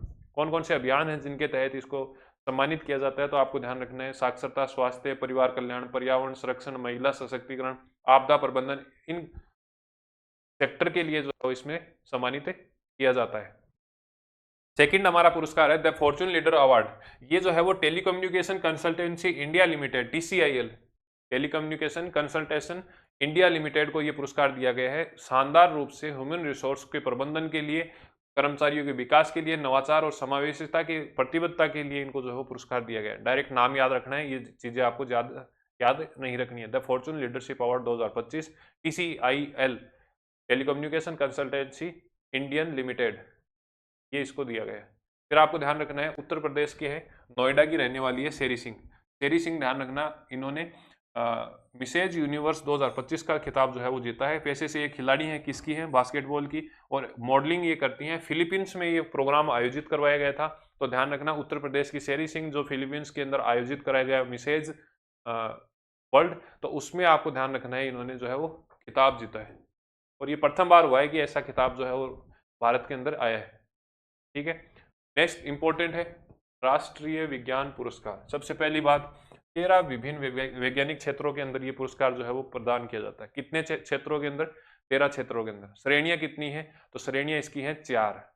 ठीक है, कौन कौन सी श्रेणी है? तो ध्यान रखना, विज्ञान श्री, विज्ञान रत्न, विज्ञान टीम और विज्ञान युवा। ठीक है, कौन सी श्रेणी है? विज्ञान श्री, रत्न, युवा और टीम। श्री, रत्न, युवा और टीम। आ गई बात समझ में? इंपॉर्टेंट कौन सा याद रखना है? इंपॉर्टेंट आपको ध्यान रखना है विज्ञान रत्न पुरस्कार। रत्न वही होगा जिसकी जय जयकार होगी, या जय जयकार उसी की होगी जो रत्न होगा। इसे आप ऐसे याद रखो। 13 तो हैं विभिन्न क्षेत्र, वैज्ञानिक क्षेत्र, और उसमें पहला अगर हम बात करें पुरस्कार की, तो विज्ञान रत्न पुरस्कार जो है वो जयंत विष्णु नाडलीकर, जयंत विष्णु नाडलीकर, जिनको मृत्यु के बाद में भौतिकी के क्षेत्र में क्या किया गया है? विज्ञान रत्न पुरस्कार दिया गया है। याद कैसे रखोगे भैया? जो रत्न होगा उसी की जयकार होगी, मतलब विज्ञान रत्न पुरस्कार जो है वो जयंत विष्णु नाडलीकर को दिया गया है। विज्ञान टीम की अगर हम बात करें तो कृषि विज्ञान के क्षेत्र में टीम आरोमा मिशन, टीम आरोमा मिशन है जो CSIR की टीम है, वहां से जो है वो ये पुरस्कार दिया गया है। तो रत्न किसको दिया गया है? जयंत नाडलीकर को दिया गया है, और टीम आरोमा को जो है वो विज्ञान टीम आवास पुरस्कार दिया गया है। फिर 2 हमारी कैटेगरी आ जाती है, विज्ञान श्री पुरस्कार और विज्ञान युवा पुरस्कार। तो विज्ञान श्री जो पुरस्कार है, विज्ञान श्री पुरस्कार जो है वो आपको ध्यान रखना है कि 8 अलग अलग लोगों को दिया गया है। 8 लोगों को क्या किया गया है? विज्ञान श्री पुरस्कार दिया गया है। और विज्ञान युवा पुरस्कार की अगर हम बात करें तो वो कितने लोगों को दिया है? 14 लोगों को। तो विज्ञान श्री पुरस्कार जो है वो कितने लोगों को दिया है? 8 लोगों को। और विज्ञान युवा पुरस्कार जो है वो 14 लोगों को दिया गया है। ये आपको ध्यान रखना है। चारों चीजें मैंने आपको बता दी हैं। 4 थीम हैं, 13 अलग अलग क्षेत्र हैं, जिसमें से विज्ञान श्री की बात करें तो विज्ञान श्री जो है वो 8 को है, युवा जो है वो 14 को है, और अगर रत्न की बात करें तो जयंत नाडलीकर हैं। अगर टीम की बात करें तो आपको ध्यान रखना है टीम कौन होगी? तो टीम जो है वो आरोमा हो जाएगी, CSIR की टीम है। ये सारी की सारी चीजें आपको ध्यान रखनी है। क्या आप देख सकते हैं जयंत विष्णु नाडलीकर की जो फोटो है। नेक्स्ट हमारा है 17वां फिल्म फेयर अवार्ड। इसकी जो आयोजन है वो आयोजन ध्यान रखना अहमदाबाद में किया गया है। कहाँ किया गया? अहमदाबाद, गुजरात में किया गया। पहली बात तो ये। अब इसमें ध्यान रखना है सबसे ज्यादा पुरस्कार किसको मिले हैं? लापता लेडीज को मिले। कितने पुरस्कार मिले हैं? 13 पुरस्कार मिले। सर्वश्रेष्ठ फिल्म भी यही है। सर्वश्रेष्ठ अगर सहायक अभिनेता की बात करें रवि किशन की, तो वो भी यहाँ पर ही है। अगर सर्वश्रेष्ठ अभिनेत्री की भी बात कर ले तो सर्वश्रेष्ठ अभिनेत्री जो है वो प्रतिभा रत्ना है, जो भी इसी में पार्टिसिपेट कर रही थी। तो ये चीजें आपको ध्यान रखनी है। ठीक है, अगर बेस्ट एक्टर लीडिंग की बात करें तो ध्यान रखना है आलिया भट्ट को दिया गया है। और फिल्म का क्या नाम है? तो फिल्म का जो नाम है वो क्या है? जिगरा। जिगरा फिल्म के लिए दिया गया है आलिया भट्ट को। अगर सर्वश्रेष्ठ अभिनेता की बात करें तो अभिषेक बच्चन को दिया गया है आई वांट टू टॉक, मतलब मैं बात करना चाहता हूं।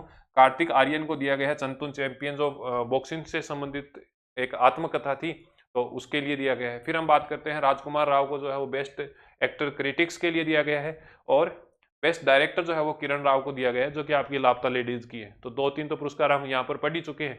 एक तो बेस्ट फिल्म का हो गया, बेस्ट डायरेक्टर का हो गया, और बेस्ट एक्ट्रेस क्रिटिक्स का हो गया। इसके अलावा आपको ध्यान रखना है कि रवि किशन को जो है सर्वश्रेष्ठ सहायक अभिनेता के रूप में दिया गया है। इन्होंने जो है वो यहाँ पर पुलिस अधिकारी का रोल किया है। यहाँ पर रवि किशन है, गोरखपुर से आपके सांसद भी हैं, तो राजनीतिक रूप से भी एक्टिव रहते हैं, और सिनेमा जगत से तो इनका पुराना लेना देना है ही, गायकार भी हैं। तो ये चीज़ें आपको ध्यान रखनी है। सर्वश्रेष्ठ अभिनेत्री मैंने आपको बताया जिगरा फिल्म के लिए आलिया भट्ट है, और सर्वश्रेष्ठ सहायक अभिनेता रवि है। सबसे ज़्यादा रिकॉर्ड जो है वो आपकी लापता लेडीज ने 13 रिकॉर्ड जीते हैं। और अगर हम बात करें लाइफ टाइम अचीवमेंट अवार्ड की, एक तो जीनत अमान है ना, और एक श्याम बेनेगल, इन दोनों को जो है वो मरणोपरांत ये पुरस्कार जो है वो उपलब्ध कराया गया है या दिया गया है। फिर है केंटन और मिलर अवार्ड। इसमें मैंने आपको इंटरनेशनल वाले में बता दिया कि भैया सोनाली घोष है, इनको ये पुरस्कार दिया गया है। काजीरंगा नेशनल पार्क और टाइगर रिजर्व है, वहाँ के डायरेक्टर भी हैं, पहली महिला डायरेक्टर भी है। इनको इनोवेशन को देखते हुए पुरस्कार दिया गया। वहाँ हमने केवल ये पढ़ा था कि केंटन आर मिलर अवार्ड जो है वो सोनाली घोष को दिया गया है, परंतु आपको सह प्राप्त करता है किस अन्य व्यक्ति के साथ में ये पुरस्कार दिया गया है वो चीज भी आपको यहाँ पर ध्यान रखनी है। तो ध्यान रखना, रोके सिमोन है, प्रयाणविद है, इक्वाडोर के रोके सिमोन है, इनके साथ में जो है वो सोनाली घोष को केंटन आर मिलर अवार्ड दिया गया है। आ गई बात समझ में। नेक्स्ट हम पुरस्कार देखते हैं, तो ग्लोबल बिग कैट फोटोग्राफी प्रतियोगिता 2025। देखो बिग कैट जो है इसमें लगभग 7 प्रजातियों की अलग अलग जो बिल्ली प्रजाति है, तो बिल्ली से संबंधित जो श्रेणी है उनके 7 अलग अलग प्रकार की प्रजातियों को शामिल किया गया, जैसे शेर हो गया, चीता हो गया, है ना, तेंदुआ हो गया, टाइगर है, तो इनको शामिल किया गया है। तो इसमें एक फोटोग्राफी की प्रतियोगिता हुई थी, और इस फोटोग्राफी प्रतियोगिता में ध्यान रखना है अलग अलग कैटेगरी के पुरस्कार दिए गए, जिसमें प्रथम स्थान जो है वो राजश्री ने दिया है। राजश्री मतलब आप शेर से ध्यान रखना, आप यहाँ पर देखो शेर है ना, ये तो खैर एक लोइनेस है, मतलब शेरनी है, परंतु शेर से आपको ध्यान रखना है कि बिग कैट का मतलब सबसे बड़ी कैट कौन है, जंगल का राजा कौन है, राजा जो है वो शेर है। तो राजा से आपको ध्यान रखना है, राजश्री बनर्जी को ये पुरस्कार दिए गए हैं। ठीक है, इस पुरस्कार का आयोजन जो है वो आपको ध्यान रखना वन्य जीव सप्ताह 2025 के तहत दिया गया है। वन्य जीव सप्ताह हम आगे पढ़ेंगे, तो इसमें आपको ध्यान रखना वन्य जीव सप्ताह का आयोजन किया गया। केंद्रीय पर्यावरण मंत्री भूपेंद्र सिंह ने यह पुरस्कार दिया है। पुरस्कार का नाम ग्लोबल बिग कैट फोटोग्राफी प्रतियोगिता 2025 है। विजेता कौन है, तो ध्यान रखना राजश्री बनर्जी जो है वो इसके विजेता। इसके साथ साथ आपको ध्यान रखना है ग्लोबल बिग कैट संरक्षण शिखर सम्मेलन का आयोजन 2026 में किया गया था। कहाँ किया गया, भारत में किया गया। ठीक है, फिर हम बात करते हैं अंतर्राष्ट्रीय सामाजिक सुरक्षा पुरस्कार। ये भारत को दिया गया है, सीधा सीधा यहाँ पर ध्यान रख लेना, ये रामायण आपको याद रखने की आवश्यकता नहीं है। प्राप्त किसने किया, तो मनसुख मांडविया ने किया था, ये आपको ध्यान रखना। अंतर्राष्ट्रीय सामाजिक सुरक्षा संघ का जो पुरस्कार है वो किसे दिया गया है, 2025 के लिए भारत को दिया गया है। हमारे जो केंद्रीय मंत्री हैं मनसुख जी मांडविया, उन्होंने ये पुरस्कार जो है वो प्राप्त किया है। फिर हम बात कर ले हैं ब्रिटिश अकादमी पुरस्कार, सुनील अमृत को दिया गया है, और इनकी किताब है the burning earth and environment history of the last 100 years, मतलब लास्ट 500 सालों के अंदर कैसे हमने पृथ्वी को लगातार जला रहे हैं। बर्निंग अर्थ जो है ये इनकी किताब है। नाम क्या है, तो इनका नाम जो है वो सुनील अमृत है। पुरस्कार कौन सा है, ब्रिटिश अकादमी बुक पुरस्कार। ब्रिटिश अकादमी पुरस्कार जो है वो किसको दिया गया है, सुनील अमृत को दिया गया है। और किताब कौन सी है, तो किताब जो है वो द बर्निंग अर्थ, 500 साल का हमारा इतिहास रहा है पर्यावरण का, तो वो है। फिर हम बात कर लेते हैं वन्य जीव फोटोग्राफर ऑफ द ईयर, ये दिया गया है वीम वेन हेडन हीवर, मतलब ये नाम देख लेना भैया। तो गोस्ट टाउन विजिटर, मतलब एक ये सोनी जो है वो कोयले की खान थी, और इसमें जो है हाइनो था। हाइनो का मतलब क्या हो गया कि लगड़ बग्गा था जो कि यहाँ पर दीवार को देख रहा था। ये फोटो जब इन्होंने खींची तो इन्हें जो है वो वन्य जीव फोटोग्राफर ऑफ द ईयर का पुरस्कार दिया गया। ठीक है, और इस फोटो को नाम क्या दिया गया, गोस्ट टाउन विजिटर। ठीक है, फिर इंग्लैंड के अंदर जो फास्ट बॉलर थे जिन्हें जेम्स एंडरसन के नाम से जाना जाता है, इन्हें नाइट हुड की उपाधि दी है। ये कुछ पुरस्कार हैं, देखो तो थोड़ा सा देख लेना इसको ना, वापस से देखें। मेन जो है इसमें पूरी प्रोसेस में आपको विज्ञान पुरस्कार ध्यान रखना है, जिसमें से विज्ञान रत्न पुरस्कार जो है वो प्रोफेसर जयंत विष्णु नार्लिकर को दिया गया है। ये थोड़ा सा ध्यान रख लेना। ठीक है, और बाकी तो जो है वो नॉर्मल से ही है पुरस्कार, इतना कोई खास है नहीं। नियुक्तियों की अगर हम बात करें, एक मिनट,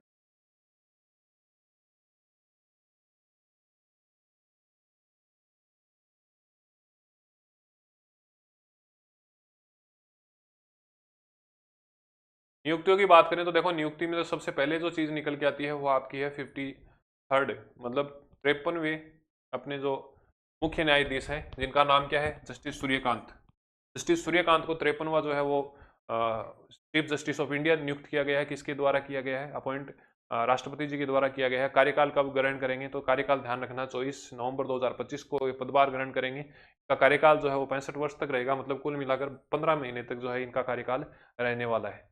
ठीक है, इनके कुछ प्रमुख डिसीजन कौन से हैं, तो एक तो आपका आर्टिकल 370 के अंदर ये शामिल थे, 370 के आर्टिकल में शामिल थे। एक जो इलेक्ट्रोल बॉन्ड की हाल फिलहाल के अंदर जो घटना हुई थी साल भर पहले, उसके अंदर इनका डिसीजन शामिल था। और इसके साथ साथ ही वन रैंक वन पेंशन का जो डिसीजन था, तो ये जो सशस्त्र बलों के जब लागू किया गया, तो ये डिसीजन के अंदर जो है वो उस जो पैनल है जुडिशरी सिस्टम का, उसमें ये शामिल थे। कौन कौन से? 370, 1 रैंक 1 पेंशन हो गया, और इसके साथ साथ में आपको ध्यान रखना है इलेक्टोरल बॉन्ड हो गया। डॉक्टर आर वेंकट रमन जो है, इनका वापस से जो है वो कार्यकाल बढ़ाया गया है। किसके लिए बढ़ाया गया है? तो अटॉर्नी जनरल ऑफ इंडिया के लिए बढ़ाया गया है। आपको ध्यान रखना आर्टिकल 76 क्या इन्हीं से संबंधित है क्या? तो इनका कार्यकाल वापस से बढ़ाया। कब तक के लिए बढ़ाया? मेन इंपॉर्टेंट ये निकल के आती है बात। इनका जो कार्यकाल है वो आपको ध्यान रखना है 30 सितंबर 2027 तक के लिए बढ़ाया गया है। कब बढ़ाया गया है? 30 सितंबर 2027 के लिए। तो 25 से 27, तो आपका जो है वो लगभग आप ये मान के चलिए कि 2 साल के लिए कार्यकाल बढ़ गया। 25-26 हो गया, 26-27 हो गया, तो 2 साल के लिए इनका कार्यकाल बढ़ाया गया है। नाम क्या है? आर वेंकट रमणी है, और इन्हें जो है वो अटॉर्नी जनरल ऑफ इंडिया के रूप में वापस से इनका 2 साल का कार्यकाल बढ़ाया गया है। ठीक है। फिर आपने दिल्ली हाईकोर्ट की जस्टिस है न्यायमूर्ति प्रतिभा एम सिंह, इनको जो है आपको ध्यान रखना विश्व बौद्धिक संपदा संगठन WIPO, विश्व बौद्धिक संपदा संगठन की एडवाइजरी टीम का मतलब सलाहकार समिति का अध्यक्ष नियुक्त किया। कितने सालों के लिए? 2 सालों के लिए किया है। प्रथम भारतीय, प्रथम एशिया महिला है, ये भी आपको ध्यान रखना है। नाम क्या है? तो प्रतिभा एम सिंह है, मतलब प्रतिभा है इसीलिए पहली बार जा पाई है, वरना तो पहले ही चले जाते लोग। तो प्रतिभा सिंह है, और प्रतिभा सिंह को 2 साल के लिए नियुक्त किया गया है। प्रथम एशिया और प्रथम भारतीय महिला है, ये आपको ध्यान रखना है। इनका संबंध जो है वो दिल्ली उच्च न्यायालय से है। ठीक है। फिर आपको ध्यान रखना है BCCI मतलब क्रिकेट बोर्ड, भारतीय क्रिकेट बोर्ड की जो सर्वोच्च संस्थान है, उसके अध्यक्ष कौन बनाए गए हैं? तो आपको ध्यान रखना है मिथुन मनहांस बनाए गए हैं। और इन्होंने स्थान किसका लिया है? तो इन्होंने स्थान जो है वो रोजर बिनी का लिया है। पहले इससे रोजर बिनी थे, और रोजर बिनी को जब कार्यकाल पूरा हो गया तो मिथुन मनहांस जो है वो BCCI के 37वें निर्विरोध अध्यक्ष बने हैं। ठीक है। इसके साथ साथ में ध्यान रखना है कि सिलेक्शन कमेटी जिसके अध्यक्ष कौन है? अजीत आगरकर है। उसमें अब एक तो RP सिंह को शामिल किया गया है, और एक प्रज्ञान ओझा को शामिल किया गया है। मतलब जो BCCI की सिलेक्शन कमेटी होगी उसमें RP सिंह शामिल होंगे, और एक जो है वो प्रज्ञान ओझा शामिल होंगे। इस कमेटी के अध्यक्ष कौन है? तो कमेटी के जो अध्यक्ष हैं वो अजीत आगरकर हैं। और अभी हाल फिलहाल में BCCI का अध्यक्ष किसी ने नियुक्त किया है? तो मिथुन मनहांस को जो है वो अध्यक्ष नियुक्त किया है। आगे बात समझ में? फिर रागिनी दास जो है, इनको गूगल स्टार्टअप के लिए इंडिया विंग का अध्यक्ष बनाया। मतलब गूगल जो स्टार्टअप विंग है उसके लिए इंडिया में अध्यक्ष किसे बनाया गया है? रागिनी दास को बनाया गया है। मतलब ये मानो विदेश की कंपनी है गूगल, और उनकी ये दास्ता कर रहे हैं एक याद करने के लिए। ठीक है। तो रागिनी दास हो गई। उसके बाद में आपको ध्यान रखना है सोनाली सेनगुप्ता को RBI का एग्जीक्यूटिव डायरेक्टर बनाया है, मतलब कार्यकारी निदेशक बनाया है। अब आप इसे कैसे याद रखोगे? भैया RBI के अंदर अपॉइंटमेंट हुई है महिला की, और महिला को सोने की आवश्यकता होती है, मतलब गोल्ड का चाव होता है। तो ध्यान रखना सोना कहाँ पर मिलेगा? RBI के पास। रुपया कहाँ से मिलेगा? RBI के पास से। तो आपको ध्यान रखना है सोनाली सेनगुप्ता है, उनको एग्जीक्यूटिव डायरेक्टर बनाया है RBI में। अनंत गोयका को फिक्की का अध्यक्ष बनाया है। निर्मल कुमार मिंडा को SHOM का अध्यक्ष बनाया है। तो ये आप ध्यान रखना है थोड़ा। ठीक है। और प्रवीण रंजन, देखो 2 प्रवीण है, एक तो रंजन है और एक कुमार है। तो रंजन जो है वो CISF के हैं, और कुमार जो है वो ITBP के हैं। तो प्रवीण रंजन जो है वो किसके हैं? CISF के हैं। प्रवीण कुमार जो है वो ITBP के हैं। साथ ही साथ आपको ध्यान रखना है कि NCC के अध्यक्ष कौन बनाए गए? मतलब NCC के डायरेक्टर जनरल या फिर महानिदेशक जो है वो किसे बनाया गया है? वीरेंद्र वत्स को बनाया गया है। वीरेंद्र वत्स को बनाया गया है। एक वीरेंद्र सिंह में आपको याद हो तो अपने राजस्थान में भी नाम पढ़ा था, एग्रीकल्चर का वाइस चांसलर बनाया था। कहाँ की बनाया था? जोधपुर का। याद आ रहा है क्या? तो ये चीज़ें आपस में ऐसे कोरिलेट किया करो, तो क्लिक होनी चाहिए डायरेक्ट। तो आपको ध्यान रखना प्रवीण रंजन को CISF का, प्रवीण कुमार को ITBP का, और 35वें महानिदेशक मतलब डिप्टी जनरल जो है DG डायरेक्टर जनरल जो है वो महानिदेशक NCC किसको बनाया है? जनरल वीरेंद्र वत्स को बनाया है। कुछ विशेष हस्तियां हैं जिनका निधन हुआ है, जिसमें एकनाथ शिंदे चिटनीस है। ये एकनाथ कौन है? देखो नाम से है एक और नाथ, मतलब एक ही बचा है नाथ। इसका मतलब ये हो गया डॉक्टर चिटनीस जो है विक्रम साराभाई के सहयोगी थे। मतलब विक्रम साराभाई ने जब 1952 के अंदर, जब 1952 में इस संस्था का गठन किया था, उस समय को फाउंडर के रूप में ये शामिल थे। डॉक्टर कलाम को इन्होंने बहुत ही अच्छी तरीके से ट्रेंड किया था। तो जितने भी वैज्ञानिक दृष्टिकोण आप आज देख रहे हो उनमें कहीं ना कहीं इनका भी सहयोग है। तो एक ही नाथ बचा था, मतलब एक ही सहयोगी बचा था, जिनका क्या नाम था? एकनाथ वसंत चिटनीस है। ठीक है। इन्होंने कई अंतरिक्ष प्रोग्रामों में अपने पार्टिसिपेशन दिया है, कईयों में भाग लिया है, और अब उनका हो गया है निधन। ठीक है। इसके बाद में आपको ध्यान रखना है कि भैया जो इंस्कोपार है और फिर इसको 1969 में जिसको इसरो बना दिया था, इसके को फाउंडर मेंबर्स में ये शामिल थे। इसके अलावा अन्य पुरस्कार कोई अगर मिला है तो 1985 में जो है वो इनको क्या मिला था, पद्म भूषण मिला था। अभी इनका क्या हो गया, निधन हो गया। एकनाथ वसंत चिटनीस नाम इनका था। नेक्स्ट है गोवर्धन असरानी है, इंपॉर्टेंट है भैया, गुजरात अपने राजस्थान जयपुर से संबंधित है और आप जानते होंगे इनको। शोले फिल्म में जो है वो इनका जो कि हम अंग्रेजों के ज़माने के जेलर हैं, वो डायलॉग फेमस था, आपको ध्यान हो तो। जन्म इनका 1941 में जयपुर में हुआ। 1975 में जो है वो इन्होंने शोले फिल्म के अंदर जेलर का रोल किया था, जो कि बहुत ज़्यादा फेमस हुआ था। फिर ध्यान रखना है कि बहुत ही शानदार एड बनाने वाले पीयूष पांडे, जिन्होंने बहुत से एड की जो है वो टाइमलाइन लिखी है, स्क्रिप्ट लिखी है, उनका अभी निधन हो गया है। इनका भी संबंध जयपुर जिले से है और इनकी अगर आप ऐड देखोगे तो इन्होंने जो है फेविकोल में है ना, फेविकोल का मजबूत जोड़, वो एक ऐड चलता है कि शर्मा की दुल्हन ब्याह की आई, वो ऐसा है ना ऐड, उस ऐड की स्क्रिप्ट इन्होंने ही लिखी थी, वो ऐड इन्हीं के द्वारा लिखा गया था। फिर कैडबरी का है ना कुछ खास जिंदगी में, वो ऐड इनका है। और एशियन पेंट का है खुशी में रंग लाए। बजाज का जो अगर आपने देखा हो तो हमारा बजाज नाम करके एक स्कूटर आता था, हमारा बजाज ऐसे, तो वो हो गया। वोडाफोन का जो एक छोटा सा कुत्ता था और वो घूमता रहता था, वो इन्होंने ही लिखा है, ध्यान रखना। पहले हच था, HUTCH, फिर उसे वोडाफोन कर दिया गया और आजकल जो है उसे VI कर दिया गया। वोडाफोन और आइडिया ने साथ में मिलकर काम कर रहे हैं। इसके अलावा आपको ध्यान रखना है, वर्ष 2014 में जब एक कैंपेन चला था अब की बार मोदी सरकार, वो इन्हीं के द्वारा डायलॉग लिखा गया था। ठीक है, जयपुर में इनका जन्म हुआ है 1985 में और ये पहले व्यक्ति हैं जो कांस लायंस फेस्टिवल के अंदर जूरी अध्यक्ष के रूप में, मतलब जो सिलेक्शन वाला जो अध्यक्ष होता है उसके रूप में इन्होंने भाग लिया है। फिर अगर आपने महाभारत देखी हो तो उस महाभारत में कर्ण का जो रोल किया था उनका नाम था पंकज धीर। फोटो आप यहाँ पर देख सकते हैं, इनकी भी जो है वो डेथ हो गई है। पंडित छतरुलाल मिश्र, इनका जो है वो संबंध शास्त्रीय संगीत से है और इनको जो सम्मान मिले हैं 2010 में भूषण मिला और 20 में विभूषण मिल गया, जस्ट डबल हो गए। तो ये कुछ निधन वाले हैं। इसमें से इसरो वाले जो वैज्ञानिक आपको मैंने बताया कि एकनाथ वसंत चिटनीस हैं, इनका ध्यान रखना है और इनको जो पद्म भूषण मिले वो 1985 के अंदर मिला है। गोवर्धन असरानी जो है इनका जन्म जयपुर में हुआ था 1975 में। इन्होंने शोले फिल्म में अभिनय किया और इनका क्षेत्र जो है वो अभिनेता का है, अभिनय का है। एडमैन पीयूष पांडे हैं। पीयूष पांडे जयपुर से संबंधित है, जन्म जयपुर में हुआ। इनके ऐड मैंने आपको बताई दिए। इसके अलावा आपको ध्यान रखना है कि प्रोफेसर विजय मल्होत्रा, ये इंपॉर्टेंट क्यों है, एक तो भारतीय जनता पार्टी के राष्ट्रीय अध्यक्ष रह चुके हैं। महत्वपूर्ण इसलिए है, अध्यक्ष रहे इसलिए नहीं है, महत्वपूर्ण इसलिए है कि इन्होंने लोकसभा चुनाव में दक्षिणी दिल्ली से पूर्व प्रधानमंत्री मनमोहन सिंह को हराया था। तो ये थोड़ा सा आप देख लेना। अब दिवस देख लेते हैं क्योंकि हाल फिलहाल में जो है वो RPSC ने दिवस से संबंधित कूट मिलान वाले 3-4 क्वेश्चन पूछ लिए। 1 अक्टूबर को मैंने आपको राजस्थान वाले पोर्शन में बताया कि अंतर्राष्ट्रीय वर्द दिवस है और 1 अक्टूबर को स्वैच्छिक रक्तदान दिवस है। काजरी, काजरी जो है इसका स्थापना दिवस था 67वां 1 अक्टूबर को। ठीक है, तो आपको मेरे को एक तो ये बताना है कि भैया काजरी की फुल फॉर्म क्या है, एक ये बताना है कि काजरी की स्थापना किस वर्ष में हुई थी।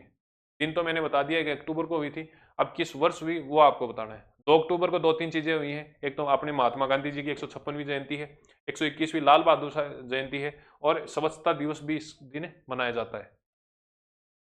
फिर 5 अक्टूबर को विश्व शिक्षक दिवस है। राष्ट्रीय की अगर हम बात करें, राष्ट्रीय शिक्षक दिवस जो है वो 5 सितंबर को मनाया जाता है, डॉक्टर सर्वपल्ली राधाकृष्णन की जन्म दिवस के उपलक्ष्य में। ठीक है, फिर है 6 अक्टूबर को विश्व पर्यावास दिवस या वर्ल्ड हैबिटेट डे। इसकी थीम क्या है, संकट में शहरी समाधान। ठीक है, और 8 अक्टूबर को वायुसेना का 93वां दिवस मनाया गया। थीम ध्यान रख लेना भैया, थीम इंपॉर्टेंट है। 93वां भारतीय वायुसेना दिवस जो है वो मनाया गया, किस थीम के साथ में मनाया गया है, थीम है ऑपरेशन सिंदूर। आ गई बात समझ में। आप ये बताओ कि अब की बार जो 2025 का दशहरा मेला कोटा में आयोजित हुआ था उसकी थीम क्या थी, उसकी थीम थी तिरंगा और इसकी थीम क्या है, ऑपरेशन सिंदूर है। 10 अक्टूबर को जो है वो मानसिक स्वास्थ्य दिवस मनाया जाता है और इस दिन जो है वो अपना खुल के बोलो अभियान चलाया गया था राज्य स्तर पर। इसके साथ साथ में आपको ध्यान रखना है कि एक हेल्पलाइन जो है वो जारी की गई है जो कि है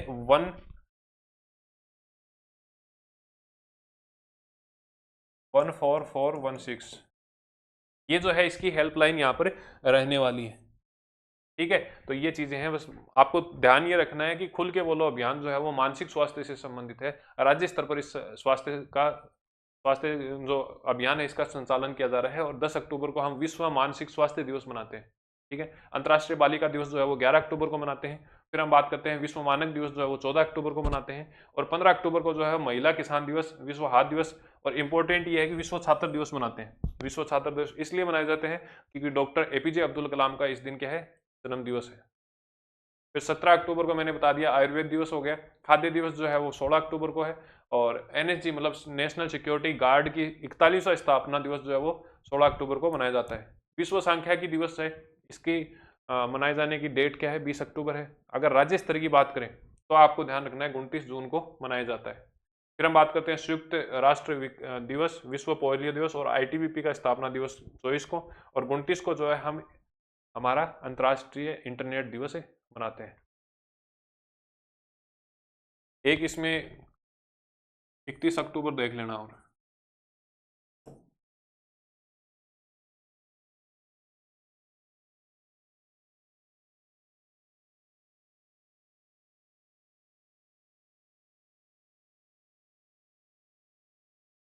एकता दिवस मनाते हैं, सरदार वल्लभ भाई पटेल की जयंती है और उस दिन हम एकता दिवस मनाते हैं। अब कुछ प्रोग्राम है जैसे स्वच्छता ही सेवा अभियान है, इसको स्टार्ट कब किया गया, तो ध्यान रखना 17 सितंबर को क्या है, मोदी जी का जन्मदिन है।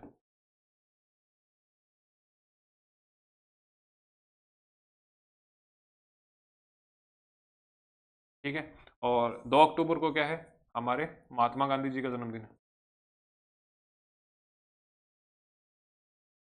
तो मोदी जी के जन्मदिन मतलब 17 सितंबर से लेकर 2 अक्टूबर तो क्या क्या किया था, स्वच्छता ही सेवा अभियान चलाया था। अब इसकी थीम क्या है, सही पोषण, अगर सही पोषण होगा तो स्वस्थ जीवन होगा।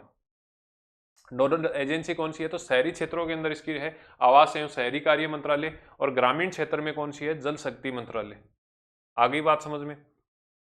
अवधि कितनी है, 17 सितंबर से 2 अक्टूबर को है। थीम क्या है, सही पोषण और स्वस्थ जीवन, सही पोषण स्वस्थ जीवन। ठीक है, शहरी क्षेत्रों के अंदर आवास एवं शहरी मंत्रालय है, ग्रामीण क्षेत्रों के लिए जल शक्ति मंत्रालय है। इसमें ध्यान रखना है ये श्रमदान वगैरह करना, स्वच्छ उत्सव, कूड़ा स्थल, मतलब कुल मिला के सफाई का काम करना है। आपको अवधि ध्यान रखनी है, थीम ध्यान रखनी है। थीम वापस से बोलो, सही पोषण स्वस्थ जीवन। ठीक है, 8वां पोषण माह मैंने आपको राजस्थान वाले में पढ़ाई दिया ऑलमोस्ट कि 17 सितंबर से 16 अक्टूबर को इसकी अवधि है। प्रधानमंत्री मोदी जी ने इनकी धार मध्य प्रदेश से इसकी शुरुआत की थी। राजस्थान की बात करें तो इसकी थीम क्या थी, शिशु एवं बाल आहार है, और अवधि मैंने आपको बताई दी है। और समापन समारोह जो है उसका देहरादून में आयोजित कराया गया था। भारत की अंदर अगर हम बात करें रैंकिंग की, तो राजस्थान की दूसरा स्थान है। गुजरात का क्या है, गुजरात का पहला है, गुजरात का पहला है, राजस्थान का दूसरा है, और तीसरा कौन सा है, छत्तीसगढ़ का।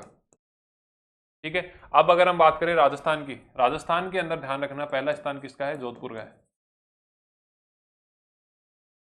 ठीक है, तो ये सारी चीजें हम वहां पर पढ़ चुके हैं। इसी के साथ ध्यान रखना स्वस्थ नारी सशक्त परिवार, ये एक प्रोग्राम और चलाया गया था 17 तारीख को, और वहीं से मतलब मध्य प्रदेश के धार से चलाया गया था। किसके साथ में, 8वें पोषण माह के साथ में चलाया गया था। 8वें पोषण माह की अवधि कितनी है, तो ध्यान रखना 8वें पोषण माह की जो अवधि है वो 17 सितंबर से 16 अक्टूबर को है।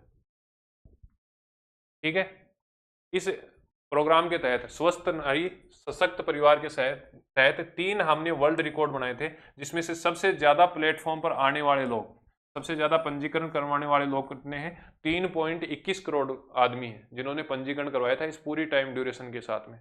अब इन 3.21 करोड़ में से लगभग 9.94 लाख लोग ऐसे हैं जो केवल स्तन स्तन कैंसर के लिए जो है वो पंजीकरण करवा रहे थे।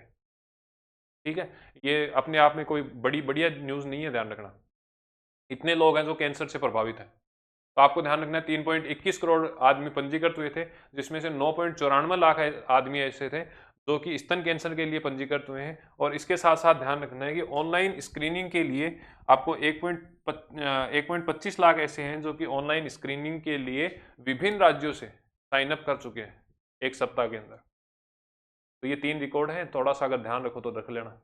ठीक है, एक ये भारत समुद्री सप्ताह है, इसका आयोजन 27 से 31 अक्टूबर को मुंबई में किया गया, 27 से 31 अक्टूबर को। ठीक है, 27 से 31 अक्टूबर को किया गया है। और इसका लक्ष्य क्या है, 2047 तक हम जो है वो समुद्री व्यापार के अंदर भागीदारी लगभग 33% कर देंगे। कितने कर देंगे, 1/3 कर देंगे। वर्तमान की बात करें तो कितनी है, वर्तमान की बात करें तो 1/10 है, मतलब 10% है। 10% से बढ़ाकर हम कितना कर देंगे, 33% कर देंगे। आयोजन कब हुआ, 27 से लेकर 31 अक्टूबर को हुआ। कहाँ हुआ, मुंबई के अंदर हुआ। टारगेट क्या रखा गया कि भैया 2047 तक हम जो है हम इस जो समुद्री व्यापार है उस समुद्री व्यापार को 1/10 से मतलब 10% से बढ़ाकर 33% कर देंगे। ठीक है, फिर हम सतर्कता अभियान की बात करें, सतर्कता सप्ताह की बात करें तो 27 अक्टूबर से 2 नवंबर तक है। थीम हमारी साझा जिम्मेदारी। ये थोड़ा थोड़ा टाइम ड्यूरेशन देख लेना आप, इसमें कुछ ज़्यादा समझाने लायक है नहीं, तो हम थोड़ा जल्दी कर लेते हैं यहाँ से, तो ये क्लास आपकी ऑलरेडी जो है वो थोड़ी लंबी हो गई। तो सतर्कता जागरूकता सप्ताह जो है वो 27 अक्टूबर से 2 नवंबर, और थीम है हमारी साझा जिम्मेदारी।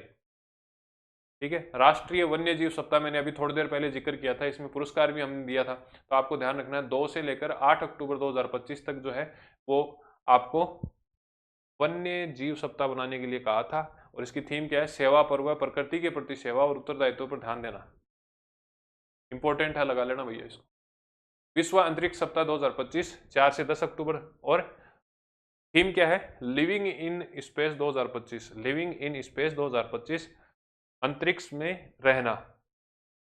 4 से लेकर 10 अक्टूबर तक इसकी जो है वो रखी गई है। राष्ट्रीय मानवाधिकार आयोग का 32वां स्थापना दिवस मनाया गया है, और 16 अक्टूबर को इसको आयोजन किया गया। वैसे 12 अक्टूबर को 1993 को राष्ट्रीय मानवाधिकार आयोग की जो है वो स्थापना की गई थी, और इसके अध्यक्ष कौन है, न्यायमूर्ति वी राम सुब्रमण्यम है। कब स्थापना की गई थी, तो 12 अक्टूबर को 1993 को की गई थी। वी राम सुब्रमण्यम जो है वो इसके वर्तमान अध्यक्ष हैं, और 32वां जो है वो इसमें स्थापना दिवस मनाया गया है, नई दिल्ली में मनाया गया है। पूर्व राष्ट्रपति रामनाथ कोविंद जो है इसको ये अध्यक्ष रहे हैं। चर्चित बुक की बात करें तो सबसे पहले जो है इस बुक की बात कर लें। चर्चित बुक ध्यान रखना है, रेडी, रिलेवेंट एंड रिसर्जेंट। इसका दूसरा पार्ट है, पहला पार्ट जो है वो पहले आ चुका है, ये अनिल चौहान के द्वारा लिखा गया है। अनिल चौहान वही है जो अपने सीडीएस हैं। कौन है, सीडीएस है। तो सीडीएस जी के द्वारा, ये अनिल चौहान जी के द्वारा किताब लिखी गई है। पहला पार्ट हमारा पहले आ चुका है, a blueprint for a transformation India military. ठीक है, फिर दूसरा जो पार्ट आया है अभी अक्टूबर में, इसका विमोचन हुआ है, किसके द्वारा किया गया है, तो रक्षा मंत्री जी के द्वारा किया गया है, राजनाथ जी के द्वारा किया गया है। शेपिंग ए फ्यूचर रेडी फोर्स, ये इसका दूसरा नाम है। They will suit you, they will suit you madam, my life thought conflict, my life through conflict, ये जो बुक है इसका नाम हरिंदर बवेजा ने लिखा। अब इसको याद कैसे रखोगे, दे विल सूट यू मतलब बे थान गोली मार देंगे मैडम, भाग लो नहीं, है ना। या मतलब अगर कोई गोली मार रहा है तो हरि का नाम लो, मतलब भगवान का नाम लो, और भाग जाओ, बवेजा, भग जा बवेजा, ऐसे नाम ध्यान रखना है, क्योंकि हर महीने 2 3 5 किताबें आएंगी, तो आप थोड़ा ट्रिक तो लगानी पड़ेगी, तो ध्यान रखना है। दे विल सूट यू का क्या हो जाएगा, इसका जो है वो हरिंदर बवेजा हो जाएगा। The outsider A memoir for misfits, outsider अगर कोई है मतलब बाहर का कोई आदमी है, अगर वो आपके पास में रह रहा है, इसका मतलब वो क्या है, वीर है। ठीक है, तो आउटसाइडर का कौन सा हो जाएगा, वीरदास हो जाएगा। ठीक है, और दे विल सूट का क्या क्या हो जाएगा, तो हरिंदर बवेजा हो जाएगा। ठीक है, ये मैंने आपको बता दिया कि अनिल चौहान जी द्वारा किताब लिखी है, शेपिंग ए फ्यूचर रेडी फोर्स।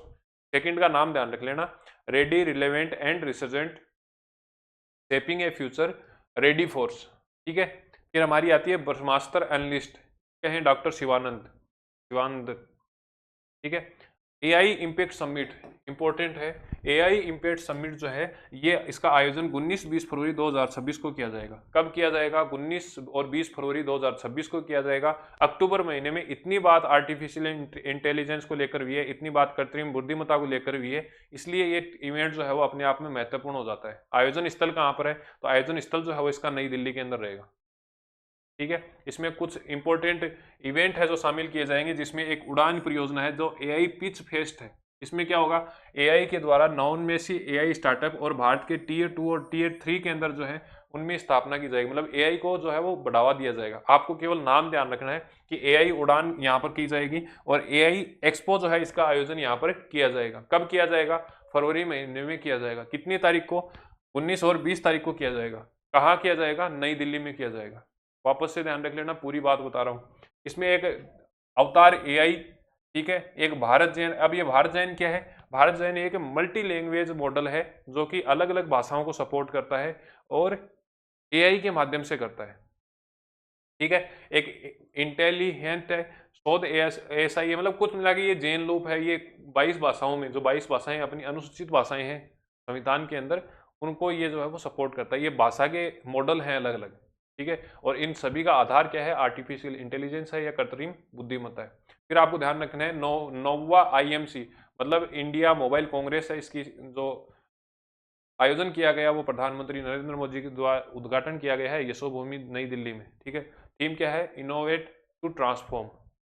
आयोजन किसने किया है? दूरसंचार विभाग ने कर लिया और cellular operator association of India COAI ने किया है, ठीक है। तो आपको ये ध्यान रखना है कौन सा संस्करण है, 9वां है, और कहाँ पर किया गया है? नई दिल्ली में किया गया है। विषय क्या है या थीम क्या है? तो इनोवेट टू ट्रांसफॉर्म है। भारतीय नौसेना का कमांडर, मतलब सेकंड जो है वो नौसेना का, नेवी का जो है वो नई दिल्ली में किया गया है। परंतु आपको ध्यान रखना है, अगर हम बात करें सैन्य कमांडर की, केवल सैन्य कमांडर की बात करें, तो वो आपका जैसलमेर में किया गया था। याद आ रहा है? ऑपरेशन थार शक्ति, याद आ रहा है? ऑपरेशन त्रिशूल, वहीं से जो है वो इसको नाम मिला है। फिर राष्ट्रीय होम्योपैथिक सम्मेलन कोट्टायम में केरल में किया गया। भूमि प्रसारण आपदा प्रबंधन राष्ट्रीय सम्मेलन गांधीनगर में किया गया था, गुजरात में किया। केवल ध्यान रखना है इनको, ठीक है। तो भूमि का अगर प्रशासन का काम करना है तो वो गांधीनगर से करना होगा। और कोट्टायम केरल के अंदर होम्योपैथिक से संबंधित जो सम्मेलन है उसका आयोजन किया गया था। जनजातीय व्यापार सम्मेलन 2025 का आयोजन दिल्ली के अंदर किया गया है। इसका आयोजन जो है वो जनजातीय कार्य मंत्रालय और उद्योग एवं आंतरिक व्यापार संवर्धन विभाग, इनके द्वारा इसका जो है वो आयोजन किया गया था। इंपॉर्टेंट है। ग्लोबल फिल्म फेस्ट कौन सा है? 6th है। छठा जो ग्लोबल फिल्म फेस्ट है उसका आयोजन 7 से 9 नवंबर को किया गया था। इसमें मोदी जी ने भी भाग लिया है और इन्होंने जो है वो कीर स्टारमर, ब्रिटेन के हैं, मैंने कल भी आपको बताया था, तो ब्रिटेन के हैं और इन्होंने जो है वो इसमें मुख्य प्रवक्ता के रूप में भाषण दिए हैं दोनों लोगों ने। कहाँ आयोजन हुआ? तो जियो वर्ल्ड सेंटर मुंबई के अंदर हुआ है, 7 से 9 अक्टूबर को हुआ है। ग्लोबल फिनटेक फेस्ट के अंदर हुआ है, ठीक है। एक पर्पल फेस्ट जो है वो दिव्यांगजनों के लिए आयोजित किया जाता है। किसके लिए किया जाता है? दिव्यांगजनों के लिए किया जाता है। इसमें आपको ध्यान रखना है, इस बार इसका आयोजन गोवा में किया गया है, गोवा के अंदर। और एक एप्लीकेशन जिसका नाम क्या है? सुगम्य भारत एप्लीकेशन। ये दिव्यांगजनों के लिए और सुगम्य बनाने के लिए और सहज उनके जीवन को बनाने के लिए इस एप्लीकेशन का लॉन्चिंग की गई है। नाम क्या है? पर्पल फेस्ट है। कहाँ आयोजित किया जाता है? गोवा में किया जाता है। इसके अलावा हिंद प्रशांत संवाद का जो आयोजन है वो नई दिल्ली के अंदर किया गया था। ये इंपॉर्टेंट है। आदर्श युवा ग्राम सभा, इसमें क्या हुआ? कक्षा 9 से लेकर 12 तक। हैकाथॉन वाले में कितना था? 6 से 12 तक। यहाँ कितना है? 9 से 12 तक। अब इनको क्या किया जाएगा? ग्राम सभा स्तर की जो राजनीति है वो सिखाई जाएगी 9 से लेकर 12 तक के। अलग अलग बच्चों को, जैसे किसी को सरपंच बना दिया, किसी को वार्ड सदस्य बना दिया, और किसी को जो है वो ग्राम सचिव या फिर आपका जो है ग्राम सेवक बना दिया है, आंगनवाड़ी कार्यकर्ता बना दिया, नर्स बना दिया, इंजीनियर बना दिया, आदि की ये भूमिका रखेंगे। और फिर इनको पता चलेगा कि उनका काम क्या है, उनके द्वारा क्या क्या काम किया जाता है। ये सारी चीज़ों के लिए आदर्श युवा ग्राम सभा का आयोजन किया गया है 30 अक्टूबर 2025 को। कब किया गया? 30 अक्टूबर 2025 को किया गया, ठीक है।